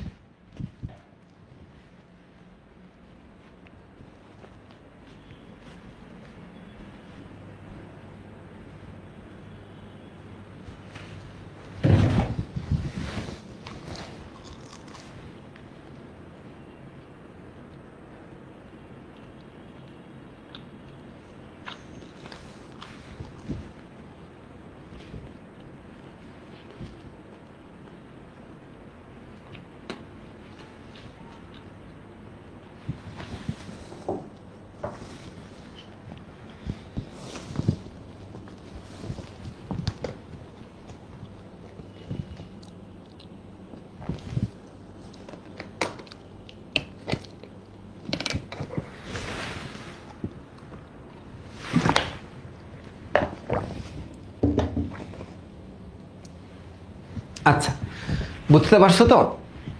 এখন কাহিনীটা হচ্ছে বাংলা প্রথম পত্র এবং বিজিএস এ সৃজনশীল লেখার স্ট্রাকচার সেম, সরি ইসলামী শিক্ষায়, কিন্তু বিজিএসটা কিন্তু আলাদা। বিজিএস এ পয়েন্ট করে লেখা যায়, বিজিএস এ এরকম তালমিল নাই, ব্যাখ্যা, এক্সপ্লেনেশন সোজা বাংলায়, ঠিক আছে? তাহলে তোমরা একটু বাংলা প্রথম পত্র এবং ইসলাম এই দুইটাই সেম নিয়মটা মেনটেন করার চেষ্টা করবা বা মানার চেষ্টা করবা। এবার আসো, এবার আমাদের যে 20 মার্ক, বাকি 20 মার্ক, হ্যাঁ, উপন্যাস। একটু ভালো মতো লক্ষ্য করো, উপন্যাসের যে সকল চরিত্র খুবই গুরুত্বপূর্ণ। উপন্যাসের যে এই কটা চরিত্র ভিত্তিক হবে। হ্যাঁ, এই ভালো মতো খেয়াল করো যে আমি তোমাদেরকে এখন উপন্যাসটা ব্যাখ্যা করতেছি, বা উপন্যাসের 20 মার্ক এনশিওর করবা কিভাবে। খুবই সিম্পল। কতে আসে 3 আর খতে থাকে 7, মোট হলো 10 মার্ক। দেখো, উপন্যাসের বা তোমার হচ্ছে বর্ণনামূলকের কতে যে 3 থাকে, এই 3 মার্ক এনশিওর করার জন্য আমার ক্যারেক্টারগুলো জানতে হবে। খুব ভালো মতো ক্যারেক্টার সম্পর্কে ধারণা রাখতে হবে আমাদের, ঠিক আছে? আচ্ছা, আর যেটা খ, এই খটা না মূল ভাব কেন্দ্রিক হবে। কি কেন্দ্রিক? এই খয়ের যেই 7 মার্ক, এটা হবে মূল ভাব কেন্দ্রিক। মূল ভাব কেন্দ্রিক, ঠিক আছে? মূল ভাব কেন্দ্রিক থাকবে। মূল ভাব কেন্দ্রিকটা কেমন? ধরো তোমার কাছে প্রশ্নটা যাবে যে নীলগঞ্জ গ্রামের জনমানুষ বা প্রাকৃতিক উপাদান এটা কেমন ছিল ব্যাখ্যা করো। মানে ওই গ্রামের আসলে এনভায়রনমেন্টটা কেমন ছিল, একটা জেনারেলাইজড কোয়েশ্চেন, ওখানে কোনো ক্যারেক্টার নাই। তুমি লেখার টাইমে ক্যারেক্টারের কথা উল্লেখ করতে পারো যে নীলগঞ্জ একটা গ্রাম, যে গ্রামে 30 থেকে 50টা ফ্যামিলি থাকে। ওই গ্রামের কিছু মুখ্য চরিত্র আছে, নীলু সেন, মুখ্য চরিত্রের ভিতরে আছে জয়নাল মিয়া, মুখ্য চরিত্রের ভিতরে আছে মীর আলী, মুখ্য চরিত্রের মধ্যে মীর আলীর ছেলে বদিউজ্জামান আছে, মুখ্য চরিত্রের ভিতরে ওই গ্রামের একজন টিচার আছে আজিজ মাস্টার, ওই গ্রামের একজন ইমাম সাহেব আছে। এভাবে তুমি গ্রামটা সম্পর্কে খুব সুন্দর একটা বর্ণনা দিয়ে দিবা, ভেরি ইজি। হ্যাঁ, আচ্ছা, এছাড়াও ধরো মূলভাব কেন্দ্রিক আরেকটা মূলভাব কেন্দ্রিক কোয়েশ্চেন যদি করা যায়, তাহলে পাকিস্তানি হানাদার বাহিনীর যে নৃশংসতা ছিল, সেই নৃশংসতা সম্পর্কে তোমাদের প্রশ্নটা আসবে। কিভাবে অত্যাচার করছে আমাদেরকে, ঠিক আছে? বোঝা গেছে এই মূলভাব কেন্দ্রিক কোয়েশ্চেনটা অনেকটা বিজিএস টাইপের। হ্যাঁ, কিন্তু এই জায়গায় যে 3 মার্কের কোয়েশ্চেনটা আসে এটা কিন্তু চরিত্র থেকে প্রশ্নটা আসবে। বলো, আমি যদি একটা প্রশ্ন করি তোমাদের, হ্যাঁ, যেমন এইখানে সফদরুল্লাহ, এই যে একটা ক্যারেক্টার সফদরুল্লাহ, এই ক্যারেক্টার থেকে যদি একটা প্রশ্ন করে, প্রশ্নটা এরকম করতে পারে, দেখো সফদরুল্লাহর মানসিক বিপর্যস্তের কারণটা কি, তিনি কেন মানসিকভাবে ভেঙে পড়ছিল, এই প্রশ্নটা আসবে এরকম সরাসরি, যে উনি মানসিকভাবে ভেঙে কেন পড়েন, এটার একটা কারণ আছে। কারণ এই যে আমাদের জয়নাল মিয়া খুবই গণ্যমান্য, খুবই রিচ একটা মানুষ, হ্যাঁ, কিন্তু গ্রামে তার ওরকম একটা সম্মান নাই আর কি। কারণ অনেকটা তিনি দোমুখা সাপ টাইপের, ঠিক আছে, মানে আসলে খুব একটা বিচার টিচার দিতে পারে না, বিচার করতে গেলে আবার বিচারিক কার্যক্রমটা বড় হয়ে যায়। তো জয়নাল মিয়া এই সফদরুল্লাহকে বলছিল একটা কথা, কি কথা বলছিল বলতো, যে গ্রামে যদি মিলিটারি আসে, মুসলিমদের মিলিটারিরা কিছু বলে না, আর মুসলিম নারীদের গায়ে কখনোই মিলিটারিরা হাত দেয় না। কিন্তু যেটা দেখা গেছে, সে ভাবলো ঠিক আছে, ওকে ডান, আমি আমার বউ, আমার শালিকা বা আমার ফ্যামিলিতে যারা আছে তাদেরকে অন্যত্র সরানোর দরকার নাই, যেহেতু জয়নাল মিয়া বলছে মিলিটারিরা ভালো, মুসলিম হলে কিছু বলে না। কিন্তু তার কিন্তু এটার বিপরীত যে চিত্রটা সে দেখে, যে মিলিটারিরা আসলে এরকম না, মিলিটারিরা ঠিকই সব করে বেড়ায়, নারীদেরকে সম্মান দেয় না, কিংবা সেফ না নারীরা মিলিটারিদের আশেপাশে, ঠিক আছে, এটা দেখে সে মানসিকভাবে ভেঙে পড়ছিল। তো এই যে চরিত্র সংক্রান্ত প্রশ্ন সরাসরি আসবে, এটা আসবে হচ্ছে তোমার এই 3-এ, হ্যাঁ, 3 মার্কের কোয়েশ্চেনে। তো কোন কোন চরিত্র ইম্পর্টেন্ট, এটার মধ্যে একটা রহস্যময় চরিত্র আছে এই রচনায়, যারা পুরো উপন্যাসটা খুব ভালো মতো পড়ছো, সেই রহস্যময় ক্যারেক্টারটা হচ্ছে এই রফিক ক্যারেক্টারটা। এই রফিক ক্যারেক্টার থেকে তোমরা দেখবা প্রশ্ন পাচ্ছই, কারণ রফিক ক্যারেক্টারটা যে পড়েনি ঠিক মতো, তার মনে হবে এ মনে হয় পাকিস্তানের পক্ষে ছিল প্রথমে, পরে আবার মনে হবে এ মনে হয় বাঙালিদের পক্ষে। এই ক্যারেক্টারটা কিন্তু একদম রহস্যময় একটা ক্যারেক্টার। আজিজ মাস্টার প্রথম দিকে খুব মজাই লাগে এই ক্যারেক্টারটাকে, হ্যাঁ, তারপরে ইমাম সাহেব বিদেশি একজন, এই বদিউজ্জামান একটা বোকা ব্যবসায়ী, মানে খুব সহজ সরল একটা ব্যবসায়ী, তার বাবার নাম হচ্ছে মীর আলী। জয়নাল মিয়া কে বলতো, জয়নাল মিয়া হচ্ছে গ্রামের খুব প্রভাবশালী একজন ব্যক্তি, যার কাছে টাকা পয়সা আছে। মেজর এজাজ, একে তো চিনোই, সে দুষ্টু মিলিটারি। এবার সফদরুল্লাহ সম্পর্কে তো আমি তোমাদেরকে ব্যাখ্যাটা দিলামই, এছাড়াও আরো কিছু ক্যারেক্টার আছে, যে নীলু সেন, এটা কে আসলে, বা গ্রামের সব থেকে বড় বাড়িটাতে কে থাকে, এরকম টুকটাক কিছু কোয়েশ্চেন আছে। এই ক্যারেক্টারগুলো সম্পর্কে খুব ভালো মতো তোমরা একটা ধারণা নিয়ে যাবা, তাহলে 3 মার্কের কোয়েশ্চেনটাকে তোমরা খুব ভালো মতো অ্যান্সার দিতে পারবা। এখন আসো, যে এই যে 7 মার্কের প্রশ্নের জন্য আসলে গুরুত্বপূর্ণ দিক কোনগুলা বইয়ের, আমি যদি তোমাদেরকে একটু দেখাই, একটু খেয়াল করো। এই যে ধরো উপন্যাস, এটা একটা সাজেশন, এই প্রি টেস্টের জন্য এটা হচ্ছে একটা সাজেশন, এটা একটু পরে তোমাদেরকে দিয়ে দিচ্ছি। গাইড বা টেস্ট পেপারে তো অনেক আছে, সেখান থেকে নির্বাচন করে আমি যেগুলো ইম্পর্টেন্ট মনে হয়েছে আমি সেগুলো তুলে রাখছি, এবং তোমরা এখান থেকে একটু দেখে পড়ে নিও। একটু খেয়াল করো, এই যে ধরো কিরকম প্রশ্ন আসতেছে, একটু দেখো, হ্যাঁ, কিরকম প্রশ্ন আসতেছে বা কোনগুলা বেশি ইম্পর্টেন্ট। আমি বলি কোনগুলা বেশি ইম্পর্টেন্ট, এইটা একটু লেস ইম্পর্টেন্ট কিন্তু এটা পড়া লাগবে, এটা একটু পড়া লাগবে, হ্যাঁ। যে গ্রামীণ জীবনের বিভিন্ন উপাদান এবং দিক সম্পর্কে ধারণা, মূলত এখানে নীলগঞ্জের সম্পর্কে একটা বর্ণনা দিতে বলবে।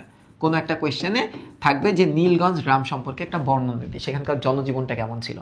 এবার একটু দেখো, এই যে এইটা না মহা গুরুত্বপূর্ণ, এই যে মহা গুরুত্বপূর্ণ, মহা গুরুত্বপূর্ণ, যে পাকিস্তানি বাহিনীর নির্মম হত্যাকাণ্ড অথবা মিলিটারি কর্মকাণ্ড এবং অবরুদ্ধ গ্রামীণ জনজীবনের উপরে প্রভাব, ঠিক আছে, এই পার্টটা থেকে 7 আসবে মাস্ট।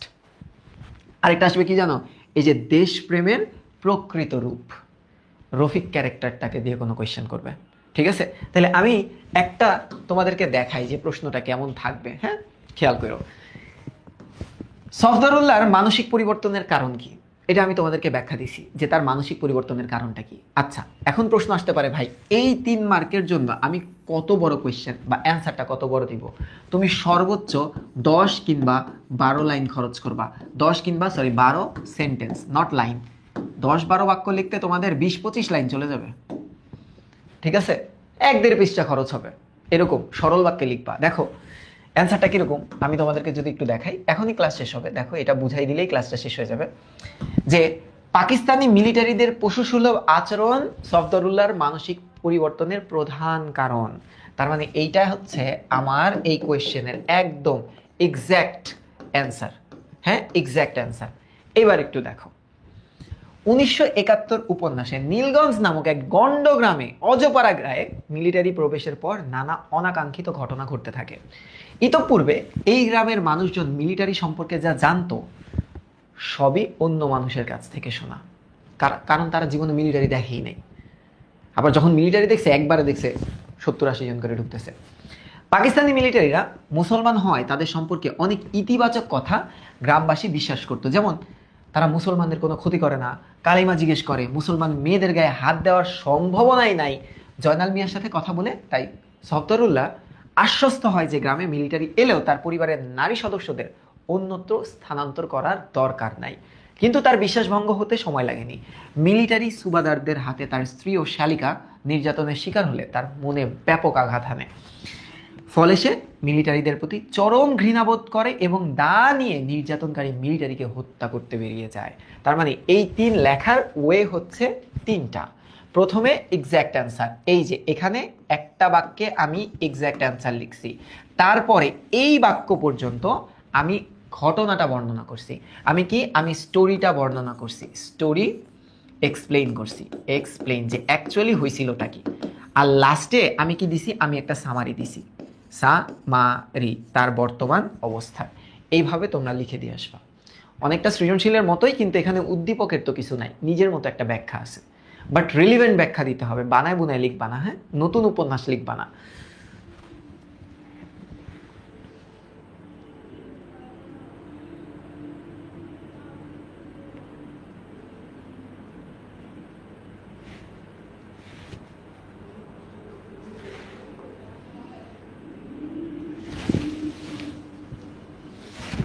তাই উপন্যাসটা একটু ভালো মতো পড়বা। কিভাবে পড়বা? ওই যে কিছু মিম কার্টুন ভাইরাল হয় না, গাছের পাতা সবুজ, গাছের পাতা সবুজ, গাছের পাতা সবুজ, এমনি পড়তেই থাকে পড়তেই থাকে। তো তোমরা উপন্যাসটা এমনি পড়তে থাকবা, আদারওয়াইজ কিন্তু উপায় নাই। এবার আসো 7 মার্ক। 7 মার্কের জন্য অ্যাটলিস্ট 20টা বাক্য। আমি তোমাদেরকে একটু বলি, এইটা বুঝাই দেই, জাস্ট এটা একটু বুঝাই দেই, তাইলেই হবে। ওরা যে প্রশ্নটা করছে সেই প্রশ্নটা কি জানো? 1971 উপন্যাসে প্রতিফলিত নীলগঞ্জের জনজীবনের পরিচয় দাও। এটার ব্যাখ্যাটা ধুমায় রচনার মতো লিখতে হবে। কয়টা বাক্য ব্যবহার করব আমি? 20 বাক্য ব্যবহার করব। প্যারার ব্যাপারে কোনো বাধ্যবাধকতা নাই। তোমার ব্যাখ্যা করতে যেরকম যত প্যারা লাগে তুমি ততটা প্যারা ব্যবহার করো, সমস্যা নাই। হ্যাঁ, কিন্তু 20-22টা বাক্যর বেশি লিখলে আসলে এটা অনেক বড় হয়ে যাবে, এত বড় করার কোনো দরকার নাই। দেখো ওরা কি দিছে, ওরা যে ইনিশিয়াল পার্টটা, এই যে এই ইনিশিয়াল পার্টটা আছে না, এই ইনিশিয়াল পার্টে লেখক ও রচনার একটা বর্ণনা আছে, লেখক ও রচনার বর্ণনা আছে। হ্যাঁ, তোমরাও এইভাবেই দেওয়ার চেষ্টা করো। কিরকম? 20 শতাব্দীর শেষার্ধে বাংলা সাহিত্যে সবচেয়ে বেশি জনপ্রিয় হ্যান ত্যান, হ্যাঁ, তেল টেল মারা শেষে এই উপন্যাসে তিনি সুনিপুণ হাতে নীলগঞ্জ গ্রামের জনজীবনের পরিচয় তুলে ধরেছেন। এখানে এত বাক্য খরচ করার দরকার নেই, তুমি তোমার মতো করে ব্যাখ্যা দাও, কোনো সমস্যা নেই। দেখো এইবার গ্রামের বর্ণনাটা কিভাবে আসবে। লেখকের বর্ণনা মতে জঙ্গলা মাঠের পেছনে নীলগঞ্জ গ্রাম, তার মানে সেটার অবস্থানটা দিতে হবে। আচ্ছা, প্রথমে তুমি নীলগঞ্জ গ্রামের অবস্থানটা দিলা, হ্যাঁ, তারপর নীলগঞ্জ গ্রামটা কেমন সেটার বর্ণনা দাও। দেখো গ্রামটা কেমন, দরিদ্র, হ্যাঁ, শ্রীহীন মানে খুব বিচ্ছিরি, 30-40 ঘরের একটা বিচ্ছিন্ন জনপদ, বিস্তীর্ণ জলাভূমি, গ্রামটিকে কান্তের মতো দুই দিকে ঘিরে আছে, দ্বীপের মতো একটা জায়গা। এখানকার লোকজন প্রধানত কৃষিকাজ করে জীবিকা নির্বাহ করে। এখানকার জমি যথেষ্ট, কি বলতো, যথেষ্ট পরিমাণে উর্বর নয়, কিংবা এরা ভালো চাষি নয়, এটা গল্পের শুরুতেই আমরা পাই। তবে শীতকালে এরা প্রচুর রবি শস্য ফলায়, বর্ষার আগে চাষ করে তরমুজ আর বাঙ্গি। গ্রামের অধিকাংশ ঘরেই খড়ের ছাউনি ইত্যাদি। শেষ। এই যে গ্রামের একটা বর্ণনা দিছি। এবার এই গ্রামের মানুষ কি, এই দেখো এই গ্রামের মানুষ সম্পর্কে আমি বর্ণনা দিছি। তারপর এই গ্রামের পাশে কারা থাকে, এই গ্রামের পাশে থাকে কৈবর্ত পাড়া আছে, এই যে কৈবর্তদের সম্পর্কে বর্ণনা দিছি। এরপরে কিছু অন্যান্য ব্যক্তিবর্গ, কিছু ক্যারেক্টারের বা চরিত্রের বর্ণনা দিবা, চরিত্রের বর্ণনা দিবা। এভাবে তোমরা অ্যাটলিস্ট 20টা বাক্যে লেখা শেষ করবা। 20 বাক্য, ওকে, 20টা বাক্যে তোমরা এটা লেখা শেষ করবা। আরেকটা কোয়েশ্চেন দেখায় দেই খালি, তার আরেকটা কোয়েশ্চেন, হ্যাঁ, আরেকটা কোয়েশ্চেন দেখো। মৃত্যুর মুখোমুখি দাঁড়ালে অনেকেই এরকম করবে, উক্তিটা কার? উক্তিটা করার কারণ কি? তাহলে বুঝছো, গ উক্তি ছাড়া কোনো কোয়েশ্চেন আসবে না, বা ক্যারেক্টার ছাড়া কোয়েশ্চেন আসবে না। ঘতে কি বলছে দেখো, রফিক ও মেজরের সম্পর্কের টানাপোড়েন কিভাবে কাহিনীর গতিপথকে প্রভাবিত করে। তাহলে এখানে যে ক্যারেক্টারগুলো লিখে দিছিলাম তার ভিতরে 3 স্টার মারছিলাম রফিক ক্যারেক্টারটাকে, কারণ এটা রহস্যময় একটা ক্যারেক্টার। ঠিক আছে, আচ্ছা এর পরের প্রশ্নটা একটু দেখো। প্রত্যেকটা প্রশ্ন আমি জাস্ট একটু তোমাদেরকে দেখাই, উত্তর সহ আছে, এটা আপাতত তোমরা এটা মুখস্থ করে যেতে পারো, পরীক্ষার হলে ভালো রেজাল্ট আসবে ইনশাল্লাহ। দেখো এখানে কি প্রশ্ন আসছে, যে আজিজ মাস্টারের শেষ পরিণতি কি হয়েছিল। ক্যারেক্টার, রফিক চরিত্রটি তোমার কাছে দ্বিমুখী চরিত্র মনে হয়েছে কিনা। দ্বিমুখী মানে কি, এ কি মিলিটারির পক্ষে না মিলিটারির বিপক্ষে। ঠিক আছে, আচ্ছা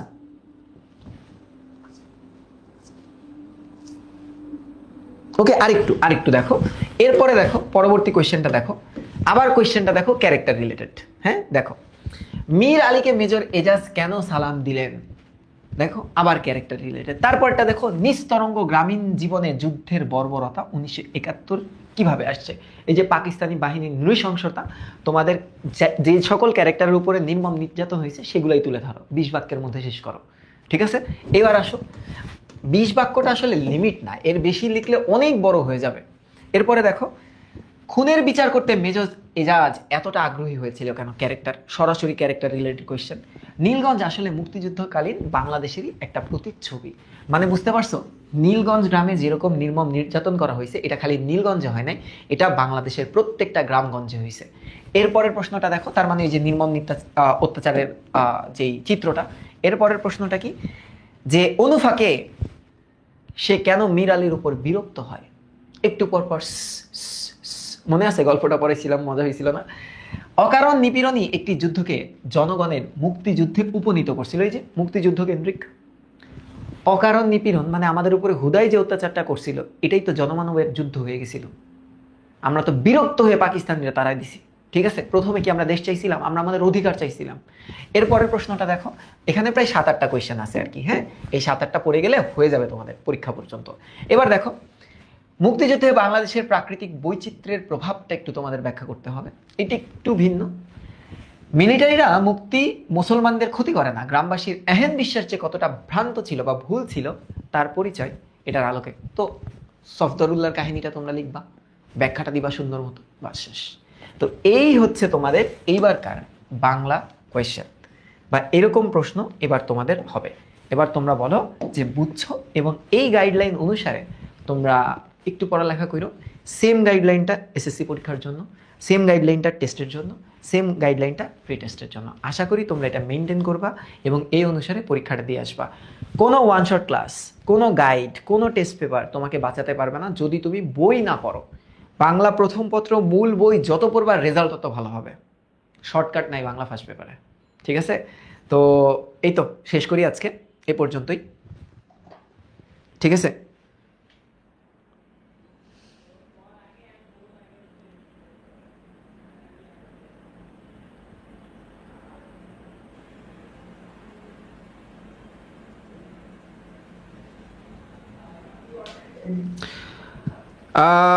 বলন দাস, তুমি দয়া করে একটু চতুর্দশপদী কবিতা বুঝতে হলে কপোতাক্ষ নদের ক্লাসটা একটু দেখো, কারণ এটা ছোট টপিক না, বুঝছো, যে তোমাকে 5 মিনিটে বুঝাই দিতে পারবো। কপোতাক্ষ নদের প্রথম যেই ক্লাসটা ওয়েবসাইটে গেলে পাবা, এই ওয়েবসাইটে প্রত্যেকটা ব্যাখ্যা দেওয়া আছে। চতুর্দশপদী কবিতা বলি কি, আরও ব্যাখ্যা দেওয়া আছে যে অষ্টক কি, আরও ব্যাখ্যা দেওয়া আছে ষষ্ঠ কি, এই প্রত্যেকটা ব্যাখ্যা দেওয়া আছে। তো এখন একটু টাফ হবে আমার, আবার ইবিআইতে ক্লাস শুরু করা লাগবে এখনই। ঠিক আছে, ওকে ঠিক আছে, তাহলে ভালো থাকো, সুস্থ থাকো।